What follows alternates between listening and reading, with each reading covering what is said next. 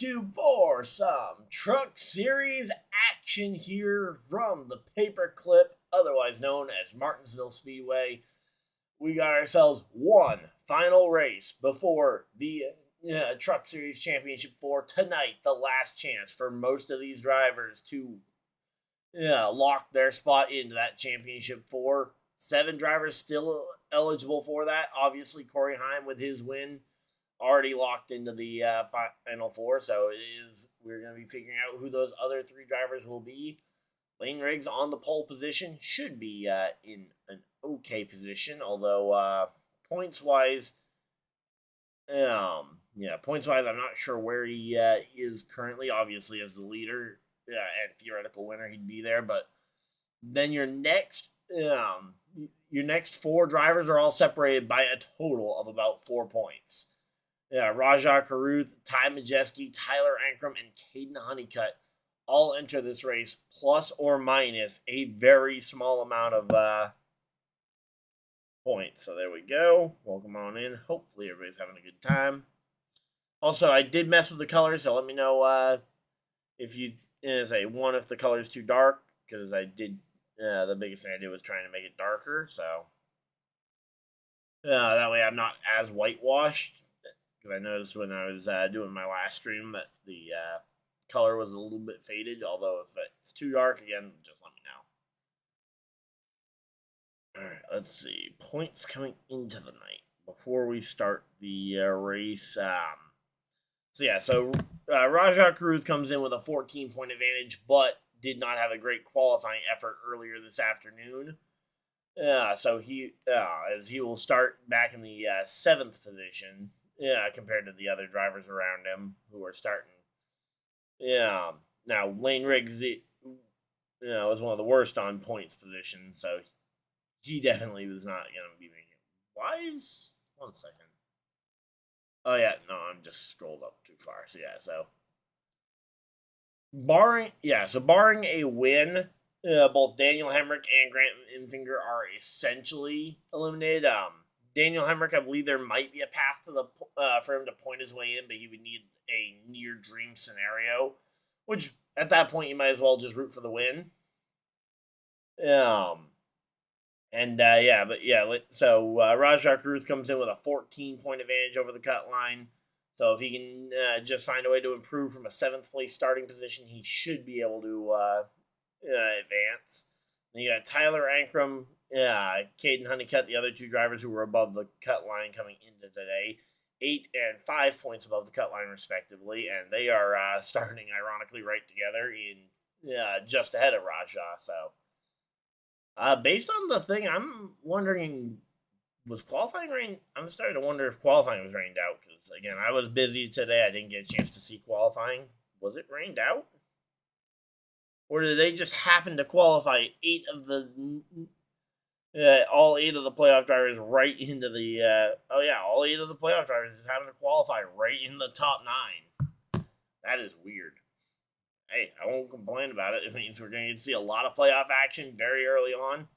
Again, Hemrick and Enfinger, the 2 longest shots to win the race, or that need to win to make it in, are also both starting at the back of the playoff grid with in 8th and 9th place respectively. So again, it'll be curious to see what it ends up looking like throughout this one, but we are getting set and ready for this one. So welcome on in. Man, it's been a minute since I streamed a Truck Series race. In fact, I don't even remember the last time I streamed trucks, but we are here. We are ready for this one. 200 laps of action here. It's gonna be 50 laps on the final 100-lap run to the checkers. So there we go. Yeah, we are chilling out here. There are commercial breaks, so you guys are not missing anything. We also had it confirmed earlier today that we had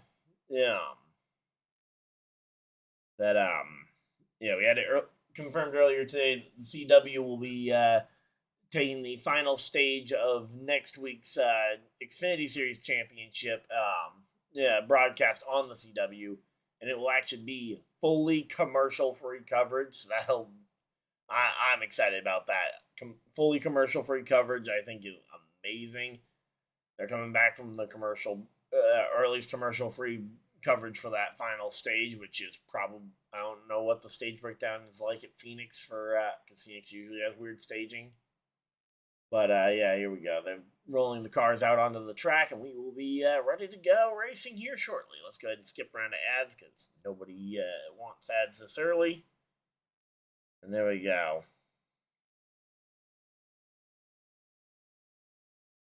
But again, tymajeski, another one of those drivers trying to earn himself a spot in that championship 4. Entered the. He enters how many points below? He enters 5 points below the cut line, but with a 3rd place starting position, puts himself in an okay spot to try and fight for these early stage points and playoff point. For the stage points, because those early stage points are going to be so crucial, especially if all the playoff drivers do end up staying in and around this top 10 most of the night. Your best shot to try and gain points is going to be to being consistent in those stages. Obviously, a win fixes everything. If you win the race, you are automatically one of the 4 moving on.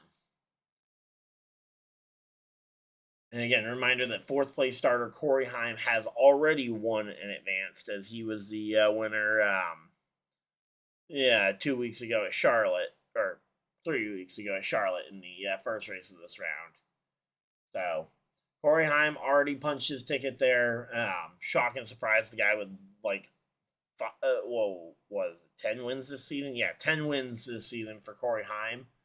Yeah, he's already locked in. Ironically, last week's winner, Gio Ruggiero, starting on the outside of row number 1,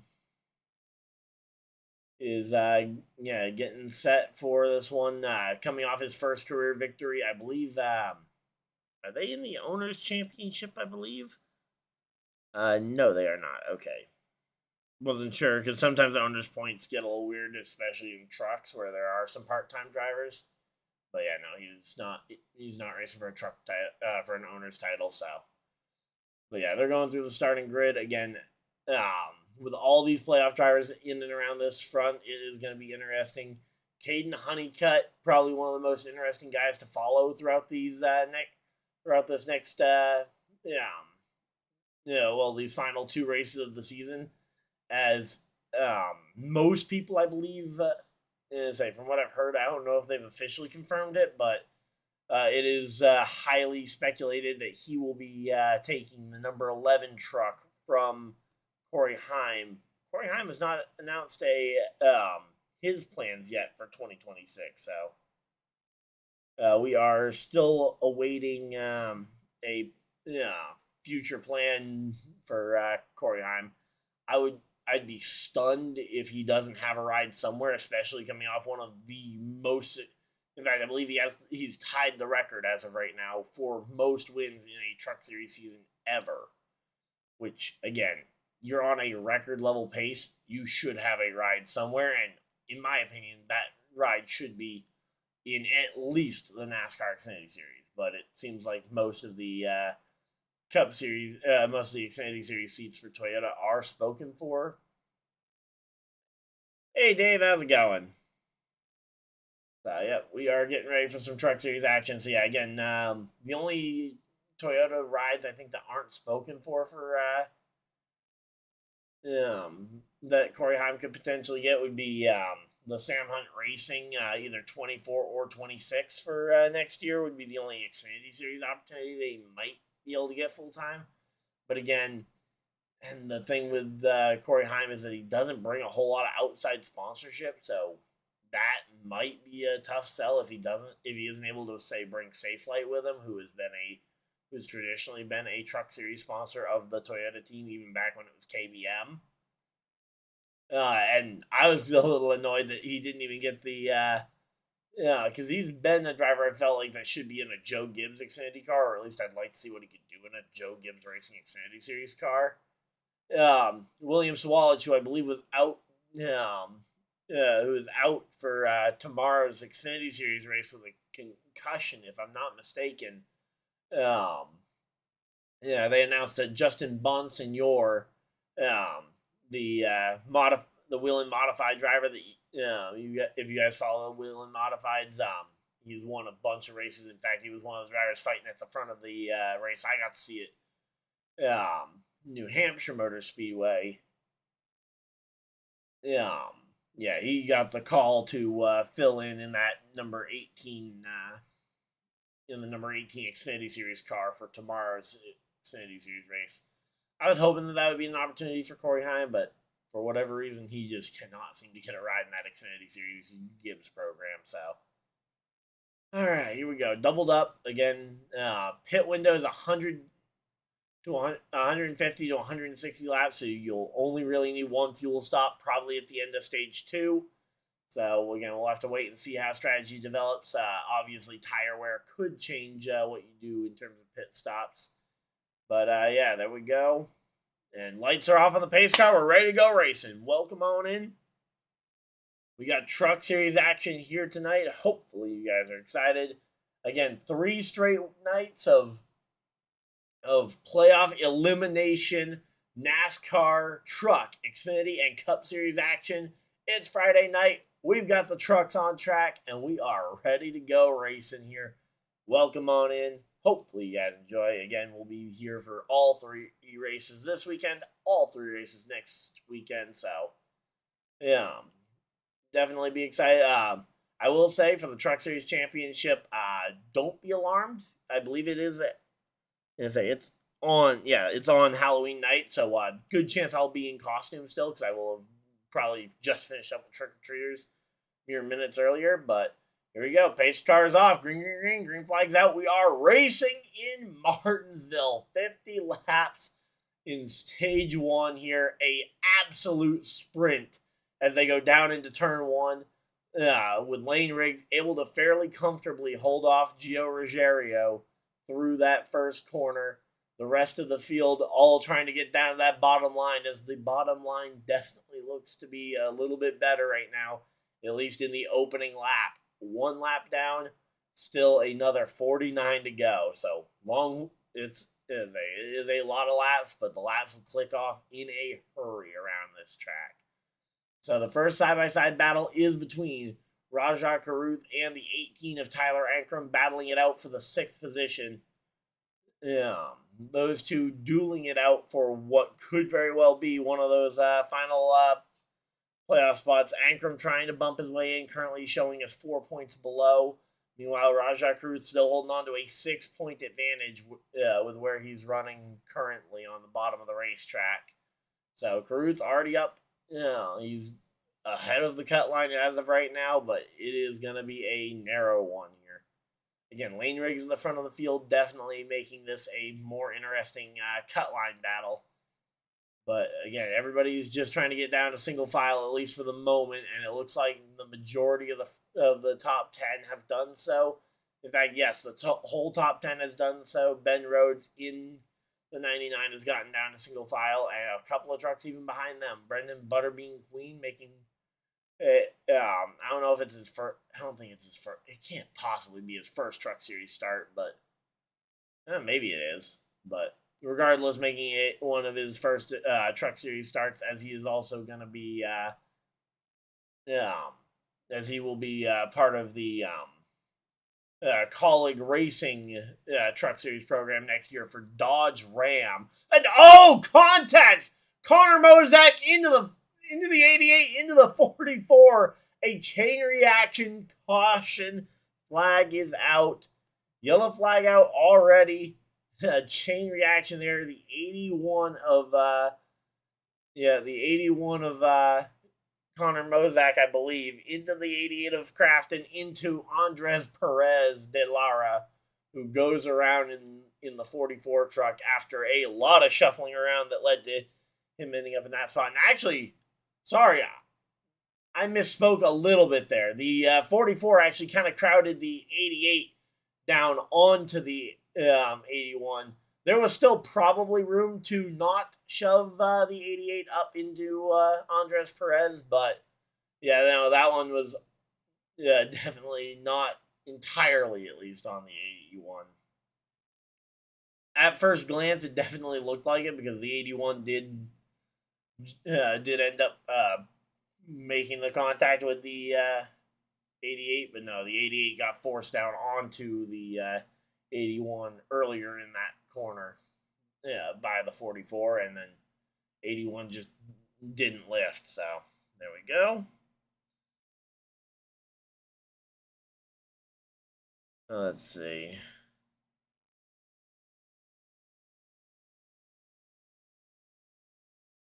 All right, well, we're just chilling out here. Hopefully, everybody's having a good time. We got 6 people hanging out in chat as they go to our first commercial break of the evening. As we got ourselves a caution flag out. You guys are not missing anything. They actually have a Ram NASCAR Trucks ad, as we're gonna be again. Ram is gonna have a 5-truck operation in the NASCAR Truck Series next year, so that'll be fun to watch as we are gonna be getting ready for this one. But yeah, we're just chilling out here. Hopefully, everybody's having a good time. But yeah, we are just relaxing.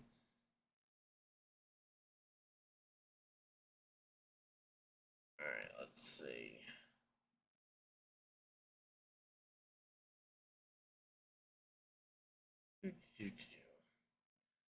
One of the local tracks up here, Speedway 95, is actually getting its name changed here from Speedway 95 to just Speedway.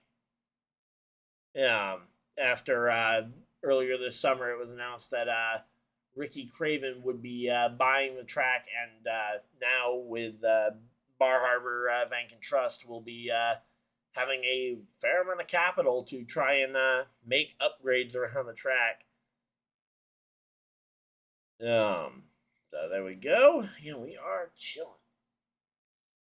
And they're coming back from commercial break. Nice short commercial break as we're getting ready for potential, for the pit road to open. Although I'm assuming not very many people will take it. Man, as it is just a little too early in the evening for most of these drivers to come to pit road. Obviously, Andres Perez, who was already around in that earlier incident, he's already come to pit road. He wasn't waiting for it to open. Yeah, again, Andres Perez, spotter awareness needed to let him know, like, hey, 88's got a guy on the inside of him. Because, that's just one of those weird spots to be in. But there we go. They're doing the choose cone, getting everything doubled up, and we will be getting ready to go back racing here. And they're going to show the highlight from last week, which I've actually had not gotten to see I've gotten to see the finish exactly one time.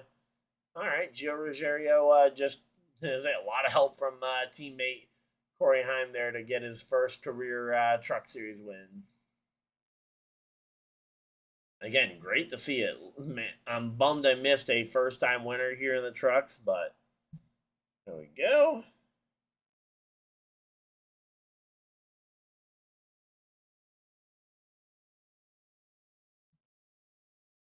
All right, so again, we're just chilling here.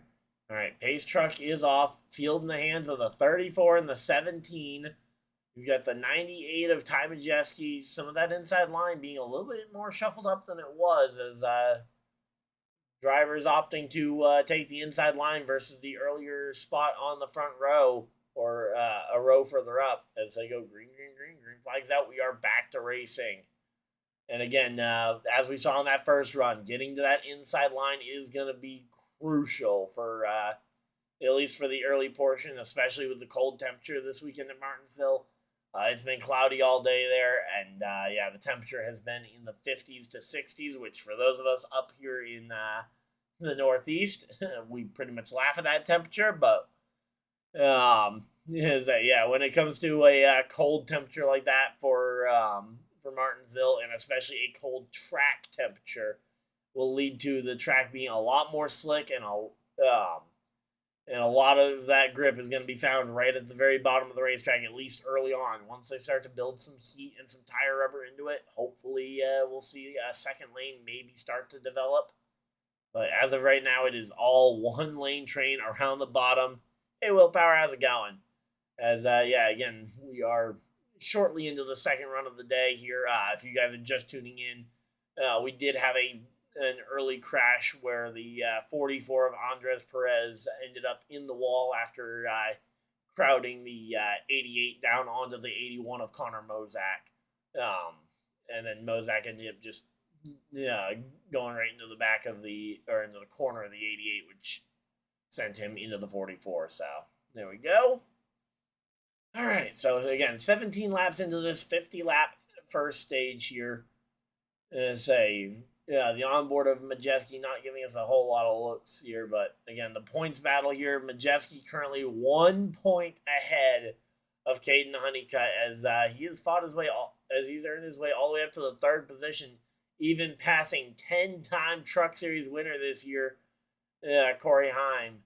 Caden Honeycutt only one spot behind that as well, and a fellow Toyota driver. I'm curious after the antics that were teammate and manufacturer trouble last year in the Cup Series race at this track, if we'll see any Toyota allegiance from Heim when we get later in this race. Obviously, I think we're way too early right now to see any manufacturer or any points manipulation. I think it's too early for that.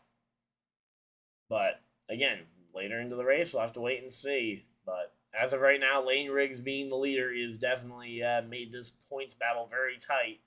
A total of 10 points currently separating Rajah Caruth in third from Tyler Ankrum in sixth. Two of them will say those four drivers separated by 10 points. Two of them will get in, two of them will miss out as we are getting ready for this one. And again, Rajah Caruth trying to gain even more points just to ensure himself against a potential bad pit stop. And we got a caution flag. Yellow, yellow, yellow. Yellow flag is out. I saw a couple of trucks that look like they may be struggling with tires going down. Not sure if one of those tires may have gone. Have not seen a car around yet. We're being told damaged truck was slow on the inside. So, all right. So this could be the. So it looks like they may have thrown it for the 44 being slow on the inside. Possible debris. I don't know. We're kind of waiting to see what the caution ended up being for, but it seems like a weird timing for a caution here. Let's say just shy of the halfway point here in stage one. Second caution flag already of the afternoon. And yeah, it looks like they just threw it for the 44 being slow or whatever. So out of an abundance of caution, pardon the pun, but yeah, I'm not a fan of throwing this caution. Wait for something to have occurred. I mean, obviously, you don't want a dangerous situation, but again, unless the 44 was specifically telling you that there was a dangerous situation about to happen on their 44 truck, and even then, I would take that with a grain of salt because obviously, I'm sure they would they're going to love having an extra caution to go ahead and repair their truck. So I'm not saying you wait until something goes horribly, horribly wrong.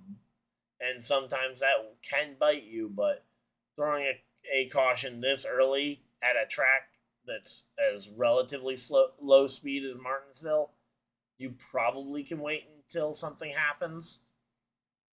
So, again, it's just kind of a really more of a personal annoyance than anything else. Again, I get it. You don't want to see if a tire was gonna come off and potentially derail another driver's day, or if he was about to potentially clobber playoff drivers. But again, I haven't seen any evidence of that yet. So we're just gonna sit through somewhat oddly timed caution here, and again, they're going to a commercial break, so we have got no on-track action to talk about at the moment. But again, we got 3 nights of racing here. Let's talk about the Xfinity Series points a little bit, since that one I think is gonna be one of the better points battles of the night. Obviously, you got Zilich and Allgaier both virtually locked in with the with their points performances here through the first bit. And in fact, Jesse Love also probably locked in with a 40-point advantage going into Martinsville tomorrow. So it'll be The final spot will be between Carson Quapple, friend of the channel. It'll be between himself and Sammy Smith dueling it out for that final spot, barring a win. Brandon Jones, Sam Mayer, both 20-plus points out. I would be shocked if GMS was that far off to the point where, or not GMS, that if Junior Motorsports was that far off that their two drivers lost over a 10-point advantage to the cut line. Now, obviously, it's not impossible, but it would be a little bit shocking if they lose a 10 to 20-point advantage on the cut line, considering they drive for one of the best and most well-funded organizations in the in NASCAR. So there we go. Again, we are back from the commercial break. We should be seeing the choose cone this time. Nope, they lights stay on pace. Lights stay on the pace truck, so we are not going to be going. They're showing the choose cone graphic, but the lights stayed on the pace truck, so we're not going this time. We're going to be going around at least one more time around. Yep. So yeah, the booth even just realized that they weren't doing the choose cone, so yeah, they must have added a lap of caution late here. So again, at least I will give them credit. At least it's a short caution period. Matt Mills, Jake Garcia, both on pit road, just having their trucks looked over. Both of them fairly irrelevant to start the day, and obviously not currently playoff relevant. But say there is still an overall race that they could go ahead and get a win. We'll have to just wait and see. Tymajeski, though, last three finishes: 5th, 8th, and 3rd. Again, all that culminating in Tymajeski having a +1 point advantage with 2 straight top 10s here. We're doubled up, ready to go racing, and we completely missed the choose cone. Come on. Fox. I mean, I don't give you a whole lot of credit to begin with, but come on. You can't mess up the coverage this bad. You were ready for the choose cone the last time when they didn't end up doing it, and then you completely miss it less than a minute and a half later. And that's 90 seconds. All right, pace car or off field in the hands of the 34 and the 99 on the front row as we go green flags out. We are back to racing, and the 34 stacks up the inside. The 34 stacks up that inside line, and a great choose cone decision for any and all drivers who selected that outside line. Had been a little bit perilous on both restarts up to this point, but a absolute travesty. I'm assuming that had to have been a missed shift or something on the 34 because he has since gotten it going, but that just absolutely blew up in the face of everybody on that inside line. Most notably, I believe it was Gio Ruggiero getting the absolute worst end of that one. And let's see the replay here. Again, he takes off okay, and it must have just been a misshift going from second to third. I'm guessing would have been the spot where the misshift happened. Again, it rights itself fairly quickly, but still. You also have the 52 of Caden Honeycutt, who also gets caught up in that, drops down to 7th place, and that is going to rework this running order just a little bit. Tanner Gray, one of the drivers who was able to take advantage there, a non-playoff driver, a driver who's still looking for that first career win, but he's made his way up into the top 5 here, and he is knocking on that door. So we'll have to wait and see. But speaking of knocking on the door, physically knocking on his door is the 34 of layneriggs, just making contact here around the tight confines of the Martinsville Speedway. Layneriggs wanting to overcome that mistake where he just blew it on the start. And he's starting to get just a tad bit impatient here. 17 laps to go in stage 1. Again, these stages are going to go quick. 50 laps each. I'm going to say it will not take long to figure out that these stage points are going to matter. But Tymajeski out in front of the field. Ankrum up to second, or up to third, sorry. Yeah, up to third for Ankrum as he is going to be trying to earn some of those points. Again, Corey Heim already locked in with his win at Charlotte 2-3 weeks ago. Grant Infinger, one of those drivers in a must-win position coming into the night, running in the 4th position, not too far off from a potential win. But yeah, then you got Rajah Cruz, who's dropped all the way to 10th place as he just lost a spot to the number 1 truck of Brent Cruz. As Brent Cruz trying to make something happen. And again, remember that 6-point advantage Rajah Cruz had a few minutes ago? Rajah Cruz currently 1 point below the cut line as they currently run, trying to fight as hard as he can to get back up into that top 4. layneriggs, now that he's lost that lead, has only got a 1-point cushion after his mistake there on the restart. Ended up with him now settling in the 5th position. Just an insane volley of action here so far. Again, the 71 of Rajah Cruz still fighting with Ben Rhodes, trying to hang on to that 10th and final spot inside that top 10. Brendan Queen watching this from behind. He and Daniel Hemrick both back there. Daniel Hemrick, another one of those playoff drivers, but Hemrick needed a win, and at least at the moment, he's got some damage on that rear end of the truck. I don't know that that'll inhibit him from winning. Obviously, we've seen some pretty battered race cars go to Martinsville victory lane before, but say any damage, definitely, there's very little damage that can actually help your speed. So here we go again. Yeah, starting to see those brake rotors starting to glow with the heat of the brakes as the 71 of Rajah Cruz narrowly avoiding a very slow Norm Benning, as there goes the ARCA champion Brendan Queen into Norm Benning, as Benning was off the pace. And actually, Norm Benning has something sticking out the front end of that truck. But yeah, Norm Benning, the number 6 truck, has something sticking out the front of it.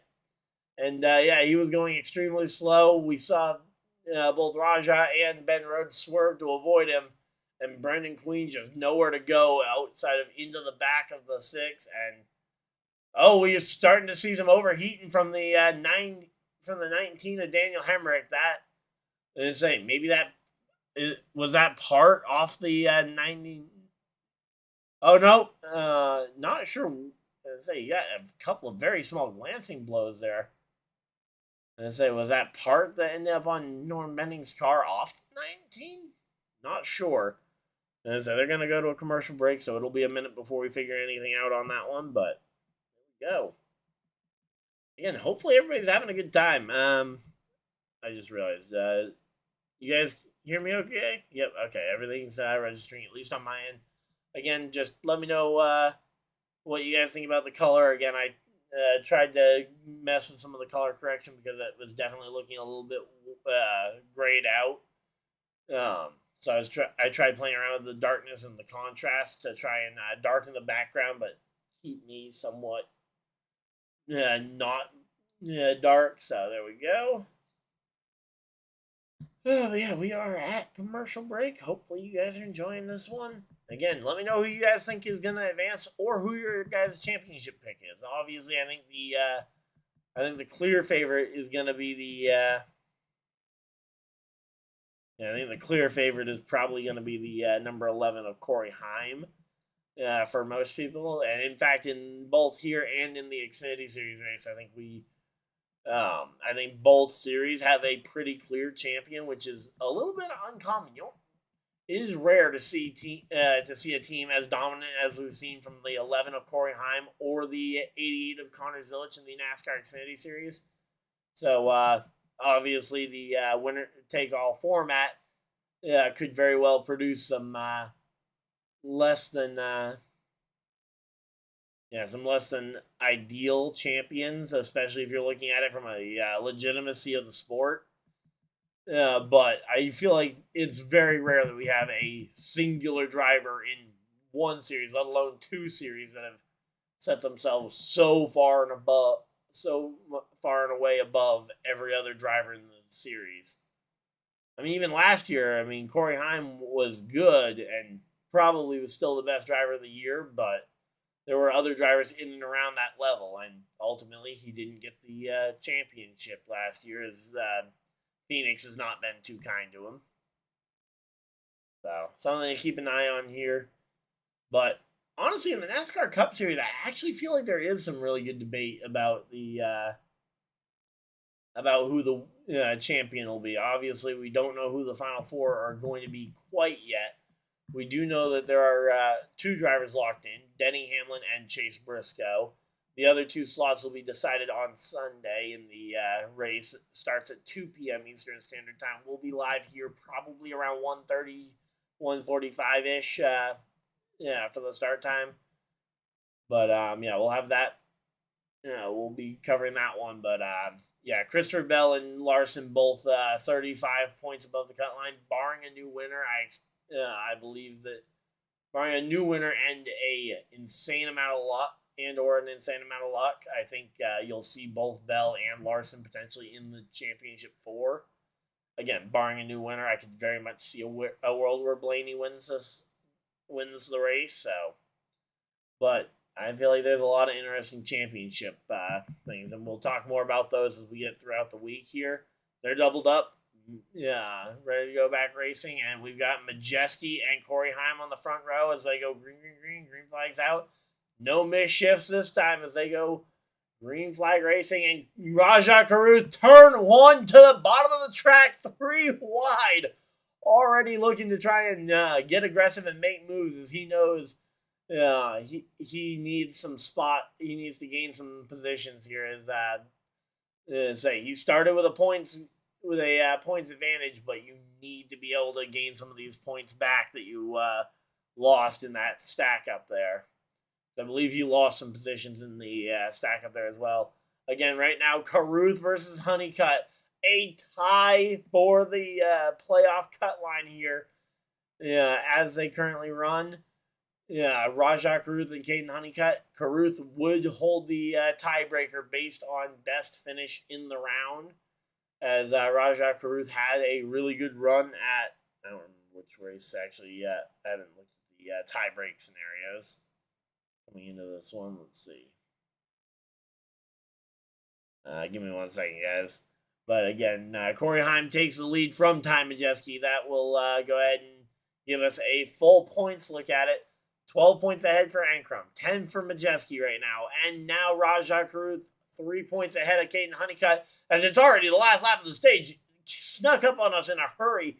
Corey Heim wins stage 1, Majeski 2nd, Infinger 3rd, Ankrum 4th. Tanner Gray finding his way up into the top 5 here. Layneriggs, Honeycutt, Ruggiero. Rajah Caruth jumps up to 9th there, and Brent Cruz coming home in the 10th and final points paying position here early on. And again, a very abbreviated and punctuated first stage here. Leads to, again, Corey Heim finding his way to the front of the field once again. So, again, I think Corey Heim is the favorite for the Truck Championship. I think that one's pretty much far and away the pick. But, again, we're going to have to wait and see how some of these other drivers perform. So, let's see. Rajah Caruth has 4th place finish of the Charlotte Road Course. So, Honeycutt would have to finish higher than 4th in order to get the tie-break scenario. He would have to finish maybe 4th or better. I don't know if I don't know where Honeycutt finished. Okay, so he finished 10th. So no, he didn't get a better finish than that at Charlotte. He did not. So yeah, he would need to finish 3rd or better in order to get the tie-break away from the Rajah Caruth. So at least Rajah has that to hang his hat on, but you'd much rather just advance on sheer points rather than having to worry about the tie-break scenarios. But at least in Rajah's case, you can relax a little bit about that, about the points position. So There we go. Talking about some Sunday football. We got Giants Eagles at 1 o'clock on Sunday. That's gonna be a good game. I'm looking forward to seeing that one. Let's see. What do we got for other NFL matchups?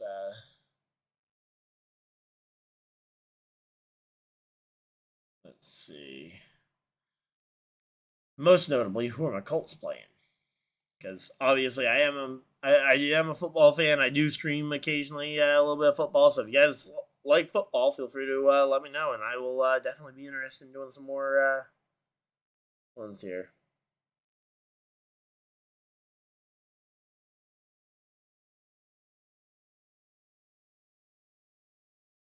All right, let's see. Who will the Colts have a free win against the Titans. Let's go.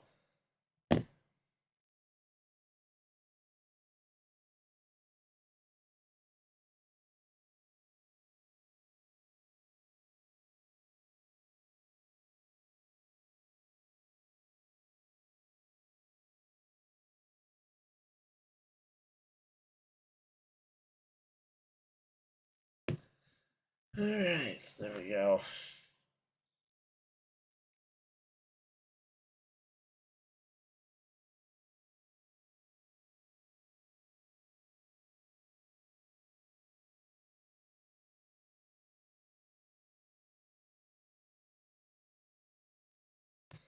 All right, so there we go. Again, I'm gonna say winning your end's gonna be interesting here as we're coming down the stretch of this one. Let's see.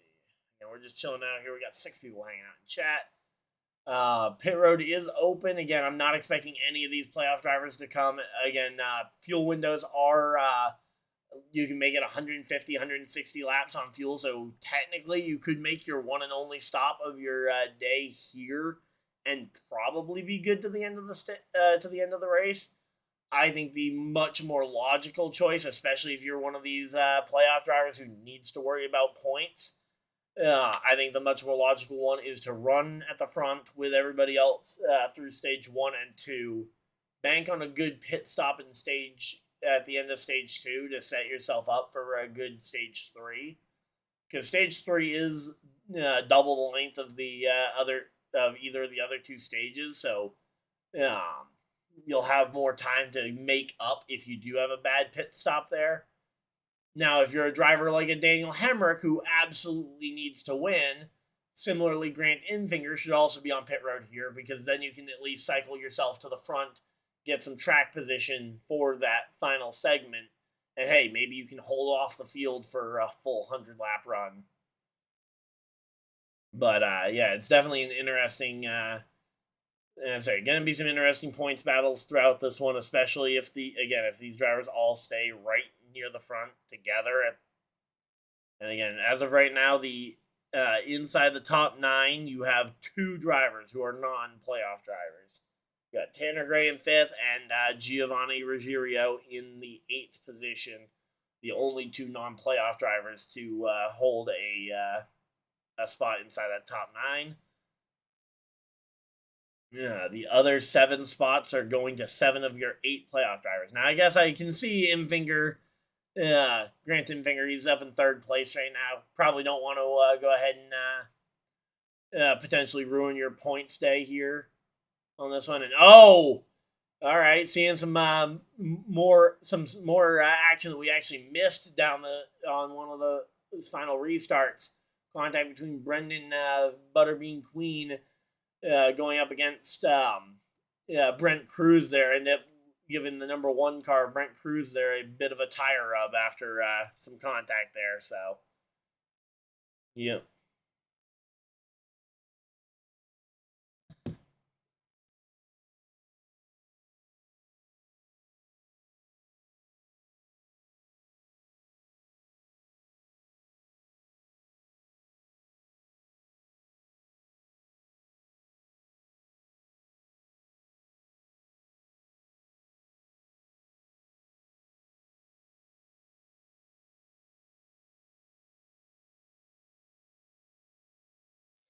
All right.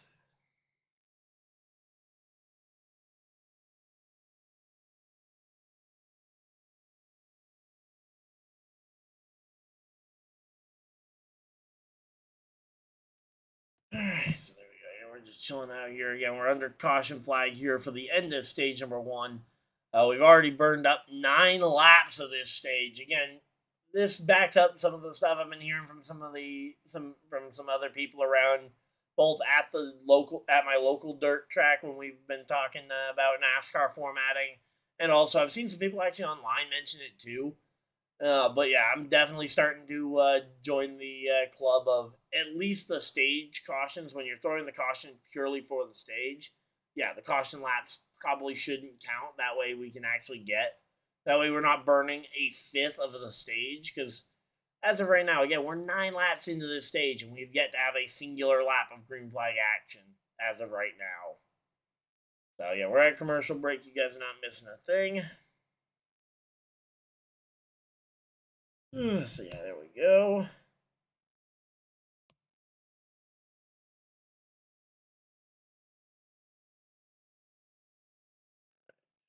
Checking everything. Hopefully everybody's having a good time. Alright. Again, we're just at commercial breaks. Let's see. What's the points battle look like? So again, 3-point gap there. Again, really outside of Daniel Hemrick, we really haven't all the playoff drivers have kind of just stayed in this spot. Now again, Grant Enfinger in third is going to be an interesting one to watch, because again, if he can win that flip, that'll take one of those playoff spots away. That'll essentially move Rajah Caruth out, and then it will become a 7-point battle between Rajah Caruth and tymajeski. And at least at the moment, Rajah does not really have does not have 7 spots he can go out and just get purely on the racetrack. So he'll need a downfall of tymajeski to some extent. But here we go. Doubled up. Pace truck is off. Field in the hands of the 11 and the 98 as we go green, green, green. Green flag's out. And we are back to racing. The 98 a little bit backed up on that top side. Maybe just trying to avoid getting called for jumping the restart, as he was... and we got a massive swing there by layneriggs going top to bottom down the back straightaway. But Tanner Gray with a very effective block, able to go ahead and keep the 34 in the rearview mirror. And again, you want to keep that 34, you want to pressure that 34 to the outside line. You want to try and force him to take the longer way around at this, with the paved oval and the lack of banking. It is almost every local track driver around the country will pretty much agree with me on this one. I'm pretty sure that it is not the easiest thing to develop a second lane, and especially when the temperature is as cold, the ambient temperature is as cold out as it is down there. Relatively speaking, again, it's like 50, 60 degrees. It's not that bad, but again, track temperature, night racing, it's certainly colder than the average Martinsville race. But layneriggs actually able to drive around the outside though of there we go. As I said, as I was doing all that talking, layneriggs actually able to utilize that top line to get ahead of the 15, but I am almost certain that 34 is just going to be planted right back on the bottom line, and going to see if he can move the 18 Ankrum back up the track a little bit. Again, Riggs currently 7 points below Rajah Caruth, as Caruth is gained massive spots here and through the on this run. He started this run 3 points above the cut line. He's gained a total of 4 points as they currently run, as there is still one more stage to go. There is extra bonus points available if he can finish inside the top 5 again. But yeah, Rajah Caruth making himself known here, and gonna try and see if he can separate himself from layneriggs, which again, Riggs right now, he looked very good early, but after that missed shift on that restart, put him back a bit. He has not had the outright speed needed to just blow by some of these guys. Although I really haven't seen any driver tonight look like they have that just straight up blow by speed. Of course, some of them could be saving some of their best stuff for later in the stage. Also, we haven't seen a long green flag run to actually see kind of tires wear and start seeing some runs develop. which obviously that is going to be the thing to watch for is if we do have a long green flag run, especially in that final segment, seeing how the trucks start to handle with some tire wear. Again, I'm expecting that they will go the final 100 lap run to the checkers. So, or at least I'm expecting that they'll be on the same tires. There's almost certainly going to be at least one, maybe two cautions in that time period, minimum. But yeah, it's going to be an interesting one to watch down the stretch here. Again, Corey Heim out in front of the field. With him out there, that is taking away one of those taking away the option of winning you're in for some of these drivers. Again, Majeski behind him, he's 10 points above the cut line. He's not overly worried probably about the winning you're in. But at least as of right now, Grant Infinger in third place, gonna be looking for that winning you're in spot. And what happened to no, Rajah Caruth, no!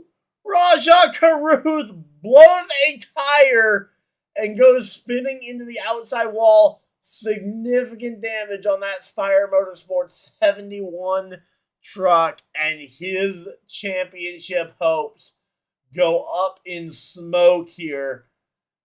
A flat tire for Rajah Caruth and now a destroyed front end race truck.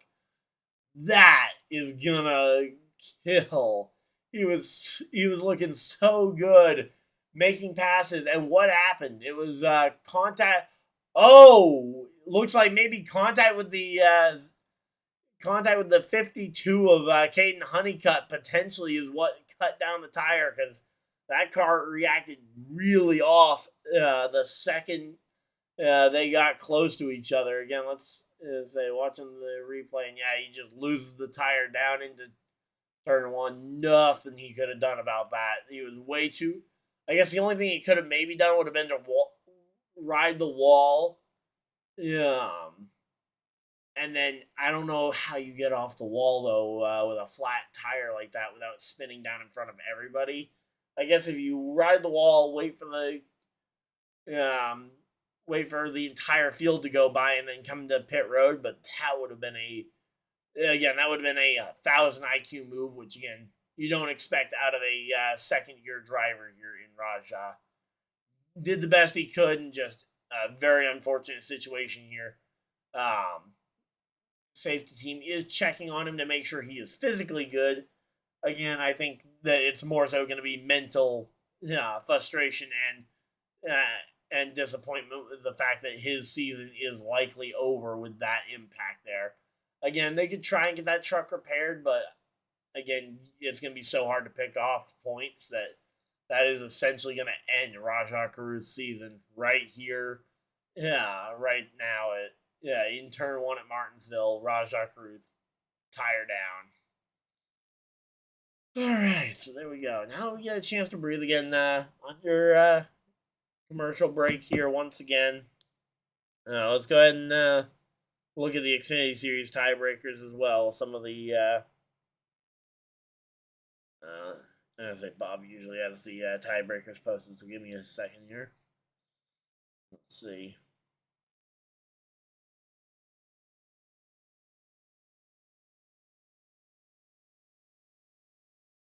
But yeah, again, feel free to let me know though.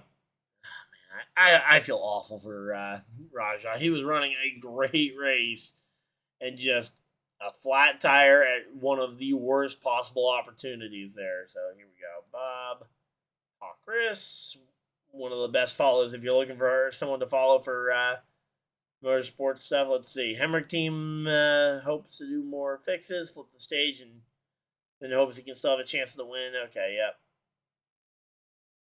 Okay, so the conversation Caruth was having with the safety team wasn't even necessarily about about him. He was asking he wanted the tow truck to push him. Again, with a flat tire, I don't know how available that would be, but yeah, again, that is not going to be that's not going to be good. Also, Daniel Hemrick lost a lap at one point there, but yeah, I believe that is going to go ahead and mess with the thing. Let's see. Okay, there's the playoff cut. So there's tie-break scenarios for this one. I'll go ahead and save that real quick. For the rest of this race, did he post Xfinity Series 1s too? Probably will get posted tomorrow then, I guess. Yeah, no, he didn't. Bob hasn't posted the tie breaks yet for Xfinity. He'll probably compile that tonight and hit us with that on Twitter tomorrow afternoon, probably, as the race for Xfinity isn't until 7:30 p.m. tomorrow. We'll try and be on a little earlier than I was tonight. Obviously, tonight I was just running really behind as I was a little exhausted after a long day at work, but we are here and we are ready for this one again. Tomorrow, expect the stream to probably start around 7:30 start time. I'll try and be on by like 7:15, 7:15. That's what I'm gonna aim for. But yeah, again, this wreck just deflating there, and yeah, Rajah Cruz out the truck in the garage area after being towed back there. Again, I assume that he didn't know just how bad the damage on his truck was. They were absolutely not going to be able to fix that on pit road, and it was going to take coming to going to the garage to at least attempt to fix that. And yeah, there's just not going to be a way to come back from being that many laps down. So unfortunately, it looks like Rajah Cruz's season will come to an end. And now it's going to be layneriggs versus Caden Honeycutt. Currently, as they run, currently projected as a tie in the standings, and layneriggs would win on tiebreaker, as once again, layneriggs had a 5th place finish at Talladega 1 week ago. And as we mentioned, Caden Honeycutt did not have a does not have very good finishes in these 2 races of this round. In fact, Caden Honeycutt with a 14th and a 10th place finish at the 2 races up to this point. Yeah, Caden Honeycutt very much behind the 8 ball when it comes to tie breaks. The only person he has a tie break over would be Daniel Hemrick, who, as we mentioned, he's in a must win already. He's playing it like it's a must win. So there we go. Again, we are chilling here. Hopefully everybody's having a good time. Again, Caruth, we can mark Caruth as an out. Imfinger and Hemrick are both must win. So it's Ankrum, Majeski, Riggs, and Honeycutt fighting for 3 spots available. 4 drivers, 3 spots. Pace car is off. Field in the hands of the number 11 as we go green flag is out. And once again, the 98 kind of hanging back on the restart. Again, I'm not really sure as to what the reason is. It's stacking up that outside line. I would not want to be restarting behind that guy. I'll tell you that much. But yeah, here we go. The 34 of layneriggs instantly finds a spot on the inside line behind Grant Imfinger. And again, layneriggs looking to try and find a spot here. Punts the 9 truck up and out of the way goes Grant Imfinger, and Imfinger will not hesitate to retaliate on that one because he just got moved. And here comes the 9 truck back up the inside, looking to try and put that pressure right back on the 34 of Riggs. Again, Riggs just driving a little bit like a jerk there, but sometimes that is how you have to do it here, especially as we're already over halfway through this stage, although most of it's been under the caution flag up to this point. Again, Riggs knows the risks that he has to take, as he is, as we've talked about a couple of times here, he's currently showing us 4 to 6 points above the cut line, depending on where Honeycutt finishes. But again, these stage points are going to be all important here as we get down to the end of this race. Again, 12 points above is Majeski, 10 points above is Ankrum, 6 points above as they currently run. Layneriggs holding on to that spot as he just moved his way up into the 3rd position. He also currently holds the bonus point for the fastest lap. That would be something else that's another point that could go away if one of these drivers is able to go ahead and just set down a faster lap than what Riggs set down earlier.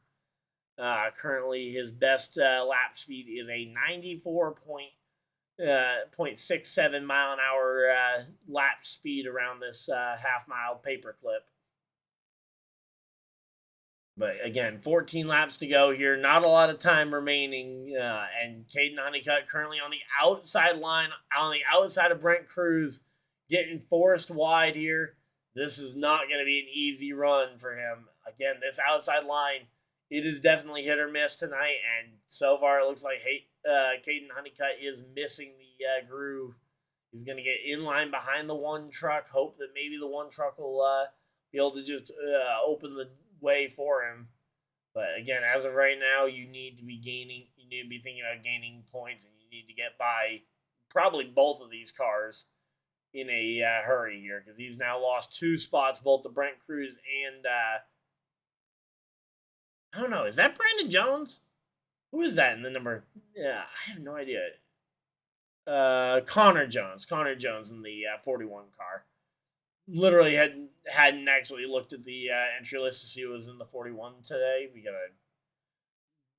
I hadn't actually thought about the fact that it could be a potential rotation. But yeah, so again, Caden Honeycutt making his way up into the he gets by Connor Jones. He now needs to get by at least Brent Cruz, if not Tyler Ankrum, before the end of this stage. Again, 10 laps to go.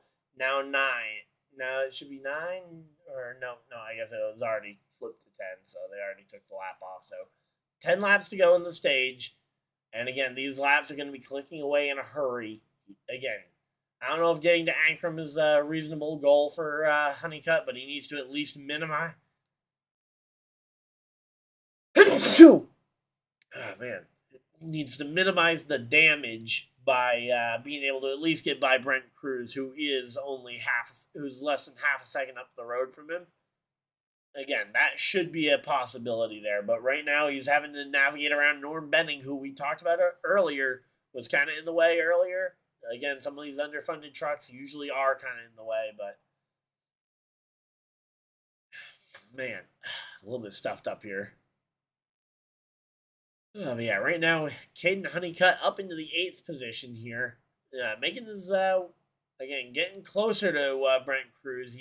I think Honeycutt's faster, but it's just a matter of how rough do you play it with a Toyota teammate who could ultimately end your season if you're not careful. Because again, if you make a move and he decides to retaliate, and that move takes you out, say you're already below the cut line as is, and there will be no way to gain points at that rate. So again, Corey Heim still leading this one, looking like he might sweep the stages here, at least in the early portion, because as of right now, Majeski's hanging a little too far back, a full second back, in fact. But again, Majeski has no real pressure to try and close in. He's perfectly fine with running second all day as long as Corey Heim's out front. Majeski is virtually unbeatable in terms of points. Again, he's currently 12 points up, and if he can just maintain second the rest of the day, he has a 12-point advantage over the cut line, and without Caden Honeycutt gaining 12 positions from the 8th position, we're in a pretty good spot there. Hey, Debbie, how's it going? Thank you, Matt Crafton, for the memories. Northwest Ohio fan. Yeah, man. I hate to see what's happened to Matt Crafton over the last couple of years. Man, he was such a formidable threat throughout most of the 2010s, and even in the early portion of the 2020s even. Yeah, but just these last couple of years have just not been the normal Crafton. I don't know if it's the team expanding, the team shifting their focuses towards younger guys like Ben Rhodes or tymajeski. But yeah, Crafton has just not kept up with the pace of the other trucks. But yeah, I actually almost completely forgot that it is Crafton's farewell season, and next week will be his last race in the Truck Series, at least as a full-time driver. Final lap of stage number 2. Corey Heim up in behind the O2 truck. Looks like he's going to try and lap him. I don't know if there's a crucial car 1 lap down at the moment. But here we go. Off the corner, it's going to be Corey Heim winning stage number 2 and sweeping the stages. Majeski second. Riggs will hold on for third. Infinger fourth. Tanner Gray fifth. Ankrum, Cruz, Honeycutt, Jones, and Rhodes, the other drivers inside the top 10. And again, as we mentioned, Caden Honeycutt not able to get back to Brent Cruz. He lost a point there. That's going to be a major loss there in terms of points, because that 1 to 2 points could be very crucial. As we mentioned earlier, they were projected as a potential tie if they finished right where they ran. Ever since the fire at the shop. Okay, yeah. Again, I try to follow a lot of racing stuff, but sometimes Truck Series stories kind of get swept under the rug. So I pretty much, I don't know if I remember the story about the fire at the shop at all, but yeah, yeah, definitely. Again, something just has not been right with that 88 team for a little while now, and hopefully whoever they bring in to take over the reins in that 88 truck. Have they announced a new driver for that yet? Again, I apologize if that's been public knowledge for a while. But yeah, again, if they've announced a successor, that I hope that driver can figure out how to maybe right the ship of the 88 team. But yeah, as of right now, is a Crafton hoping to see him get that one. Yep. But yeah, again, the stages are done, so now it's just a straight up points battle to the finish. Again, Grant Enfinger hanging around inside that top 5 is going to be a threat, and we know that the 19 of Daniel Hemrick is planning on flipping the stage here as he pit at the end of stage 1 instead of pitting in stage 2. So we know that Daniel Hemrick is going to try and flip the script here and take the track position. So we'll have to keep an eye on that, see if that maintains being true here as we get further into this one. Alright, so there we go. We're just chilling out here. Hopefully everybody's having a good time.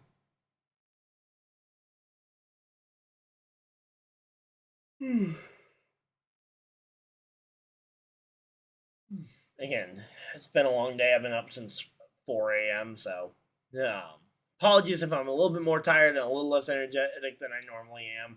Actually, real quick, I'm going to run an ad break real quick, and I'm going to just grab some water, and I'll be right back, guys.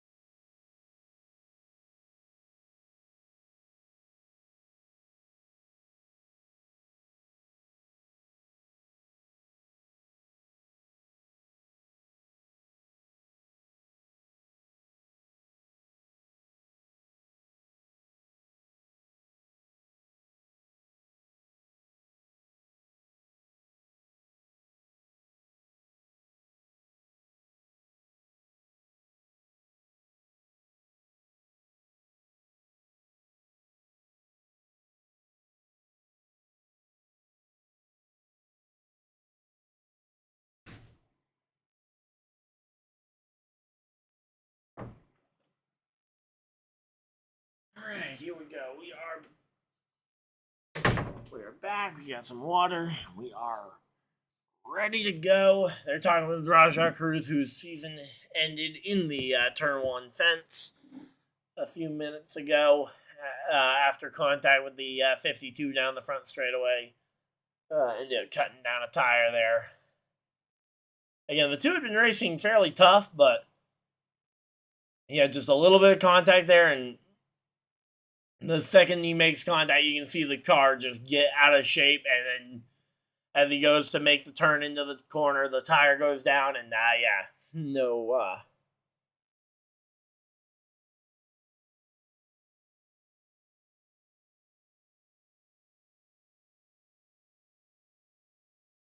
so yeah, there we go. Again, we are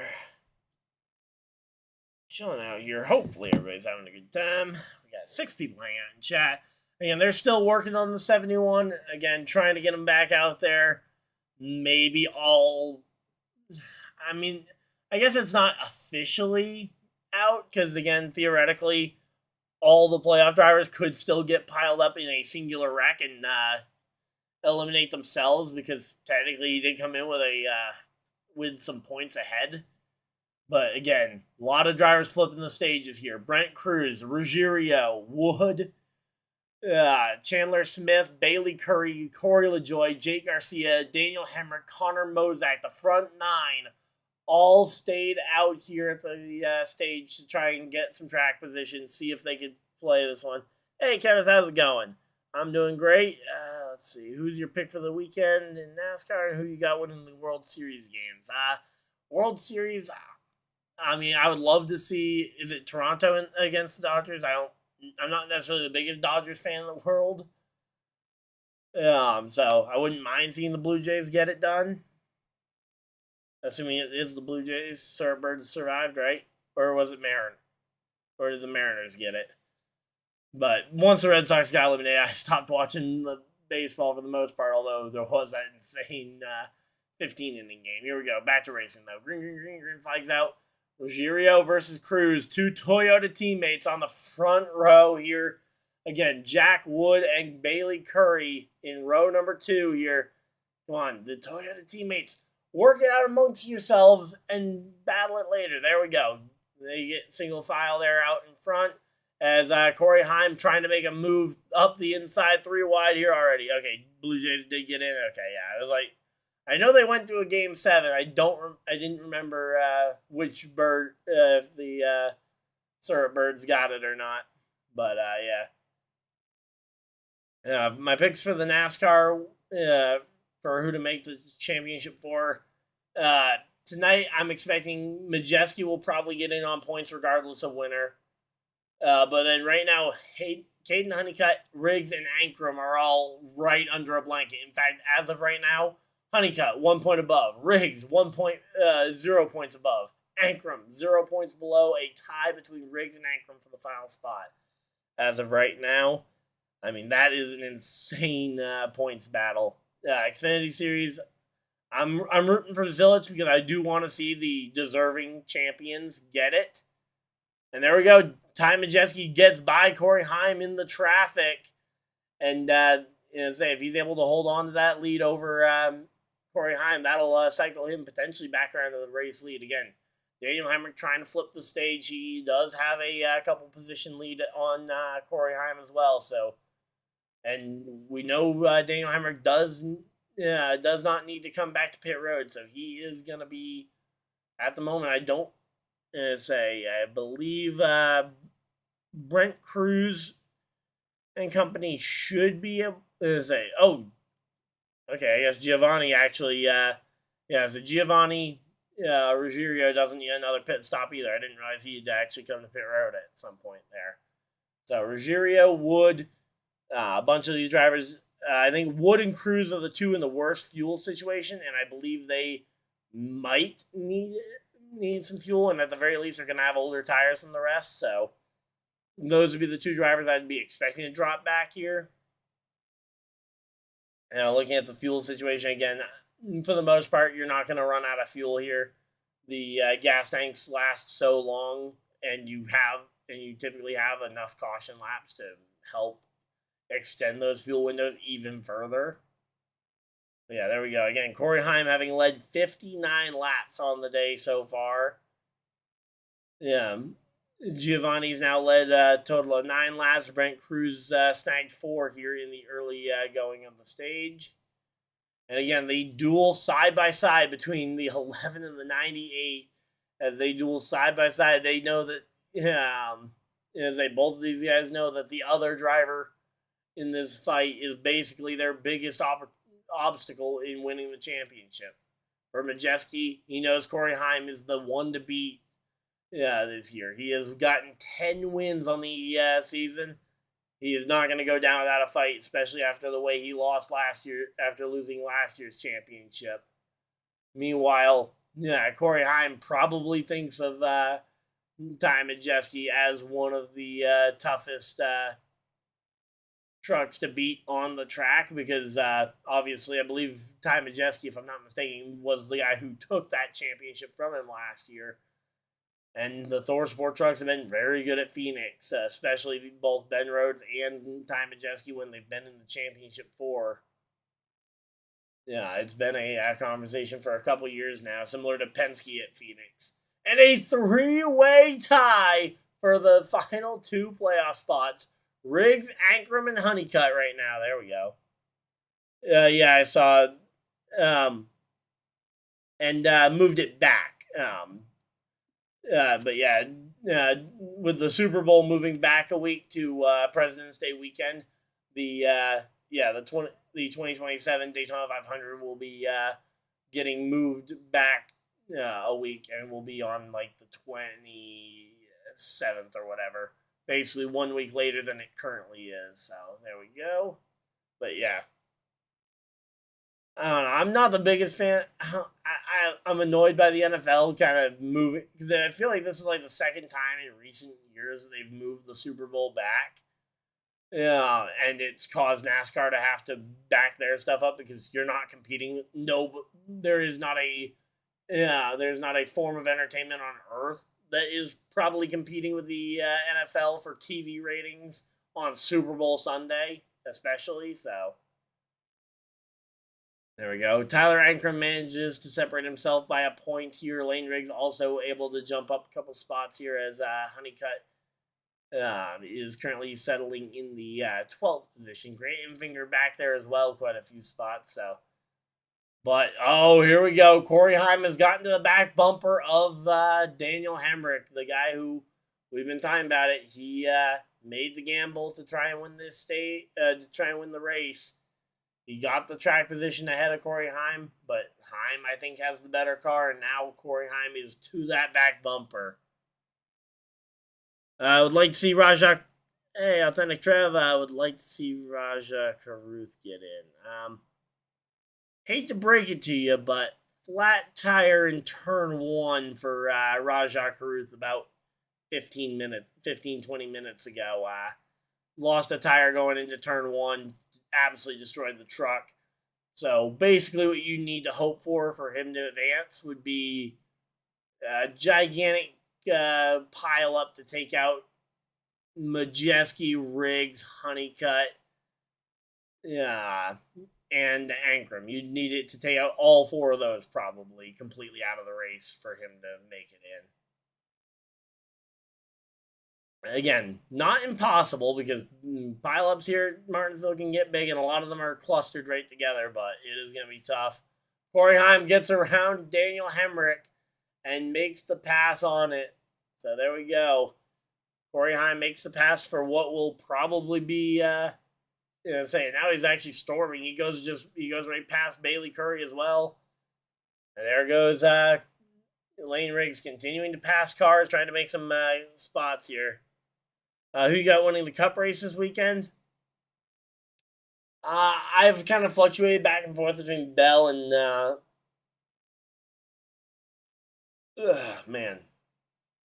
between Bell and Blaney. I can see either or getting this one done. We've seen Christopher Bell win this race to advance to the championship 4 in the past, but we've also seen Blaney the last 2 years in a row win this race to advance, and we know Blaney needs to win, so it's going to be a It's going to be an interesting one down the stretch. Obviously, Christopher Bell not needing to win might not push the issue as hard to try and go for the win. If I'm making purely a kind of Hail Mary, you have to pick the race winner, yeah, I'd probably go Blaney because I think Blaney is going to be willing to take those swings versus Christopher Bell, who, barring a new winner like a Ryan Blaney, could probably come home with a very quiet top 5 finish and be perfectly fine on points. So there we go. layneriggs actually gets by, and yeah, Emmerich's dropping. Those fresh tires are not helping keep him afloat as of right now. He didn't do enough on that previous run, so yeah, Daniel Hemrick already dropped to 10th. He's lost spots to 4 playoff drivers. Corey Heim out in front of the field, or sorry, up to 5th place, out ahead of the playoff field. Again, Riggs, Majeski both behind him. Caden Honeycutt has also gotten by Hemrick, but again, Corey Heim just continuing to storm towards that potential race win number 11, which would be a new series record for the NASCAR Truck Series. Again, Ankrum fighting tooth and nail for every spot he can get, battling back and forth with Ben Rhodes back in the 18th and 19th position, trying to hang on to whatever points he can here. There we go. We got the blue flag out, trying to signal to everybody that, hey, you got faster cars behind you, the move over flag. They go to commercial break here with 60 laps to go.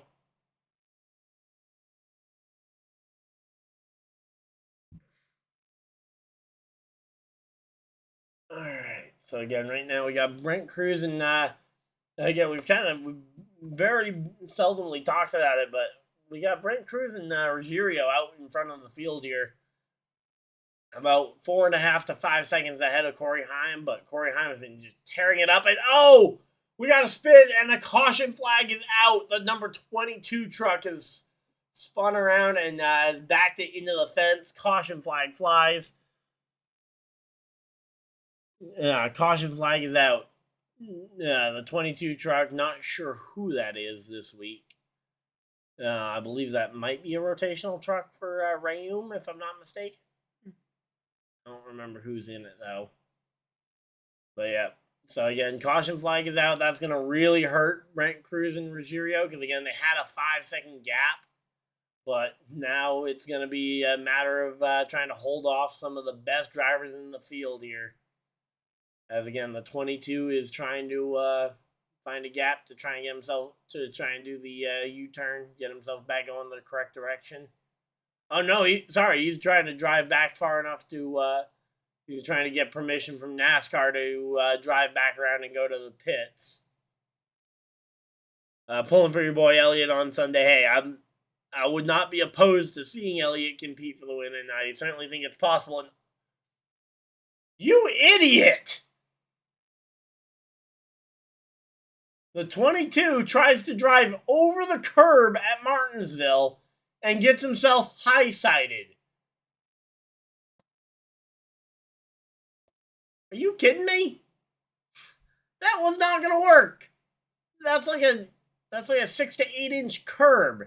You're not going to drive over that in your low-riding NASCAR race truck.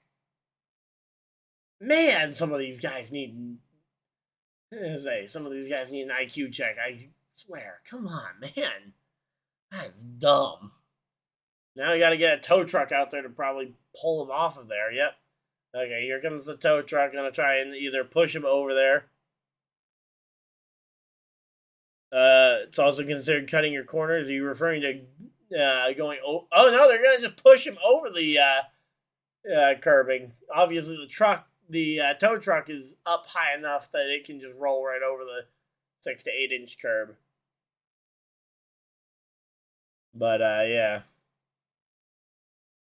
I mean, there was nobody else there, unless NASCAR was specifically telling you that, hey, you can't, you gotta stop going backwards. But again, I find that hard to believe because, again, it would have taken another half second for him to get turned around in the series.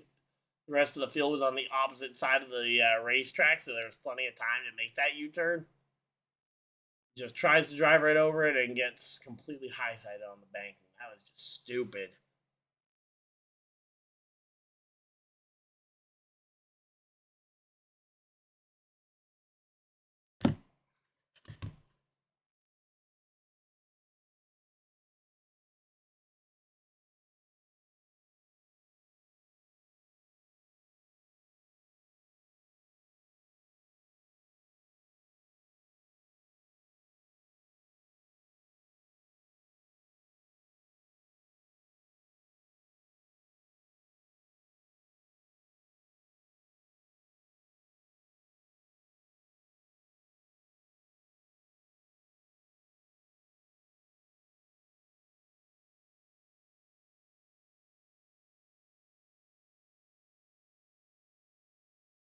Alright, so here we go.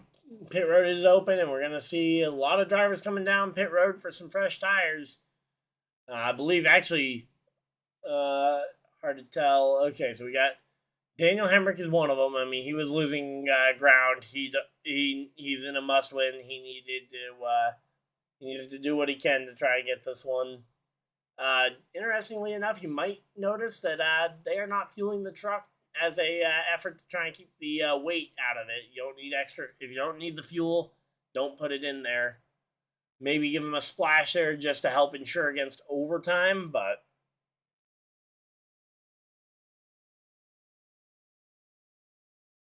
man, I still can't believe how stupid the 22 was. All right, let's see. Who is the driver in the 22 that I keep talking about? Because I should probably figure out who he is if I'm going to be talking about his move. Let's see. 22. Please tell me. Alan Waller. Okay, yep. I'd never heard that name before, pretty much, so makes sense. Again, we're getting ready for the restart here. We'll be getting ready for the restart when they come back from commercial break.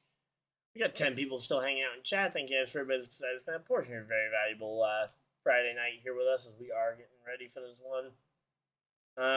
Is there an MLB game? Is there a World Series game going on right now? MLB. Whoop. Okay, tonight at 8 p.m., so in about 20 minutes, World Series Game 1 starts. Again, I got work in the morning.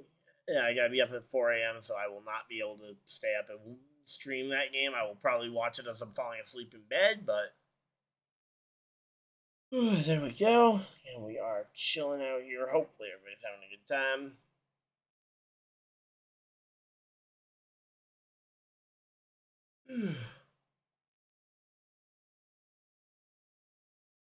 Yeah, they're showing some ads for the Cup Series race at Atlanta for next spring, I assume. Yeah, Echo Park Speedway, Atlanta Motor Speedway, same thing.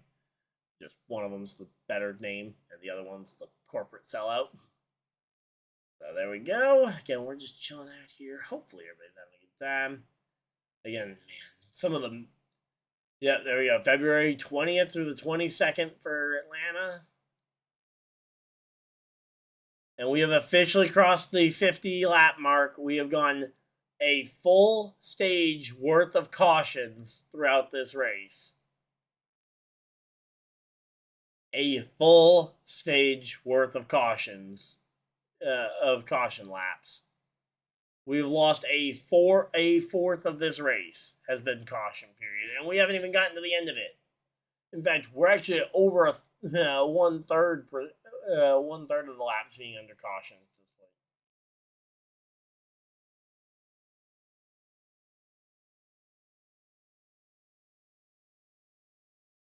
As we're going to be getting ready to go back racing here, pace car is off, field in the hands of Cruz and Ruggiero as they stay out.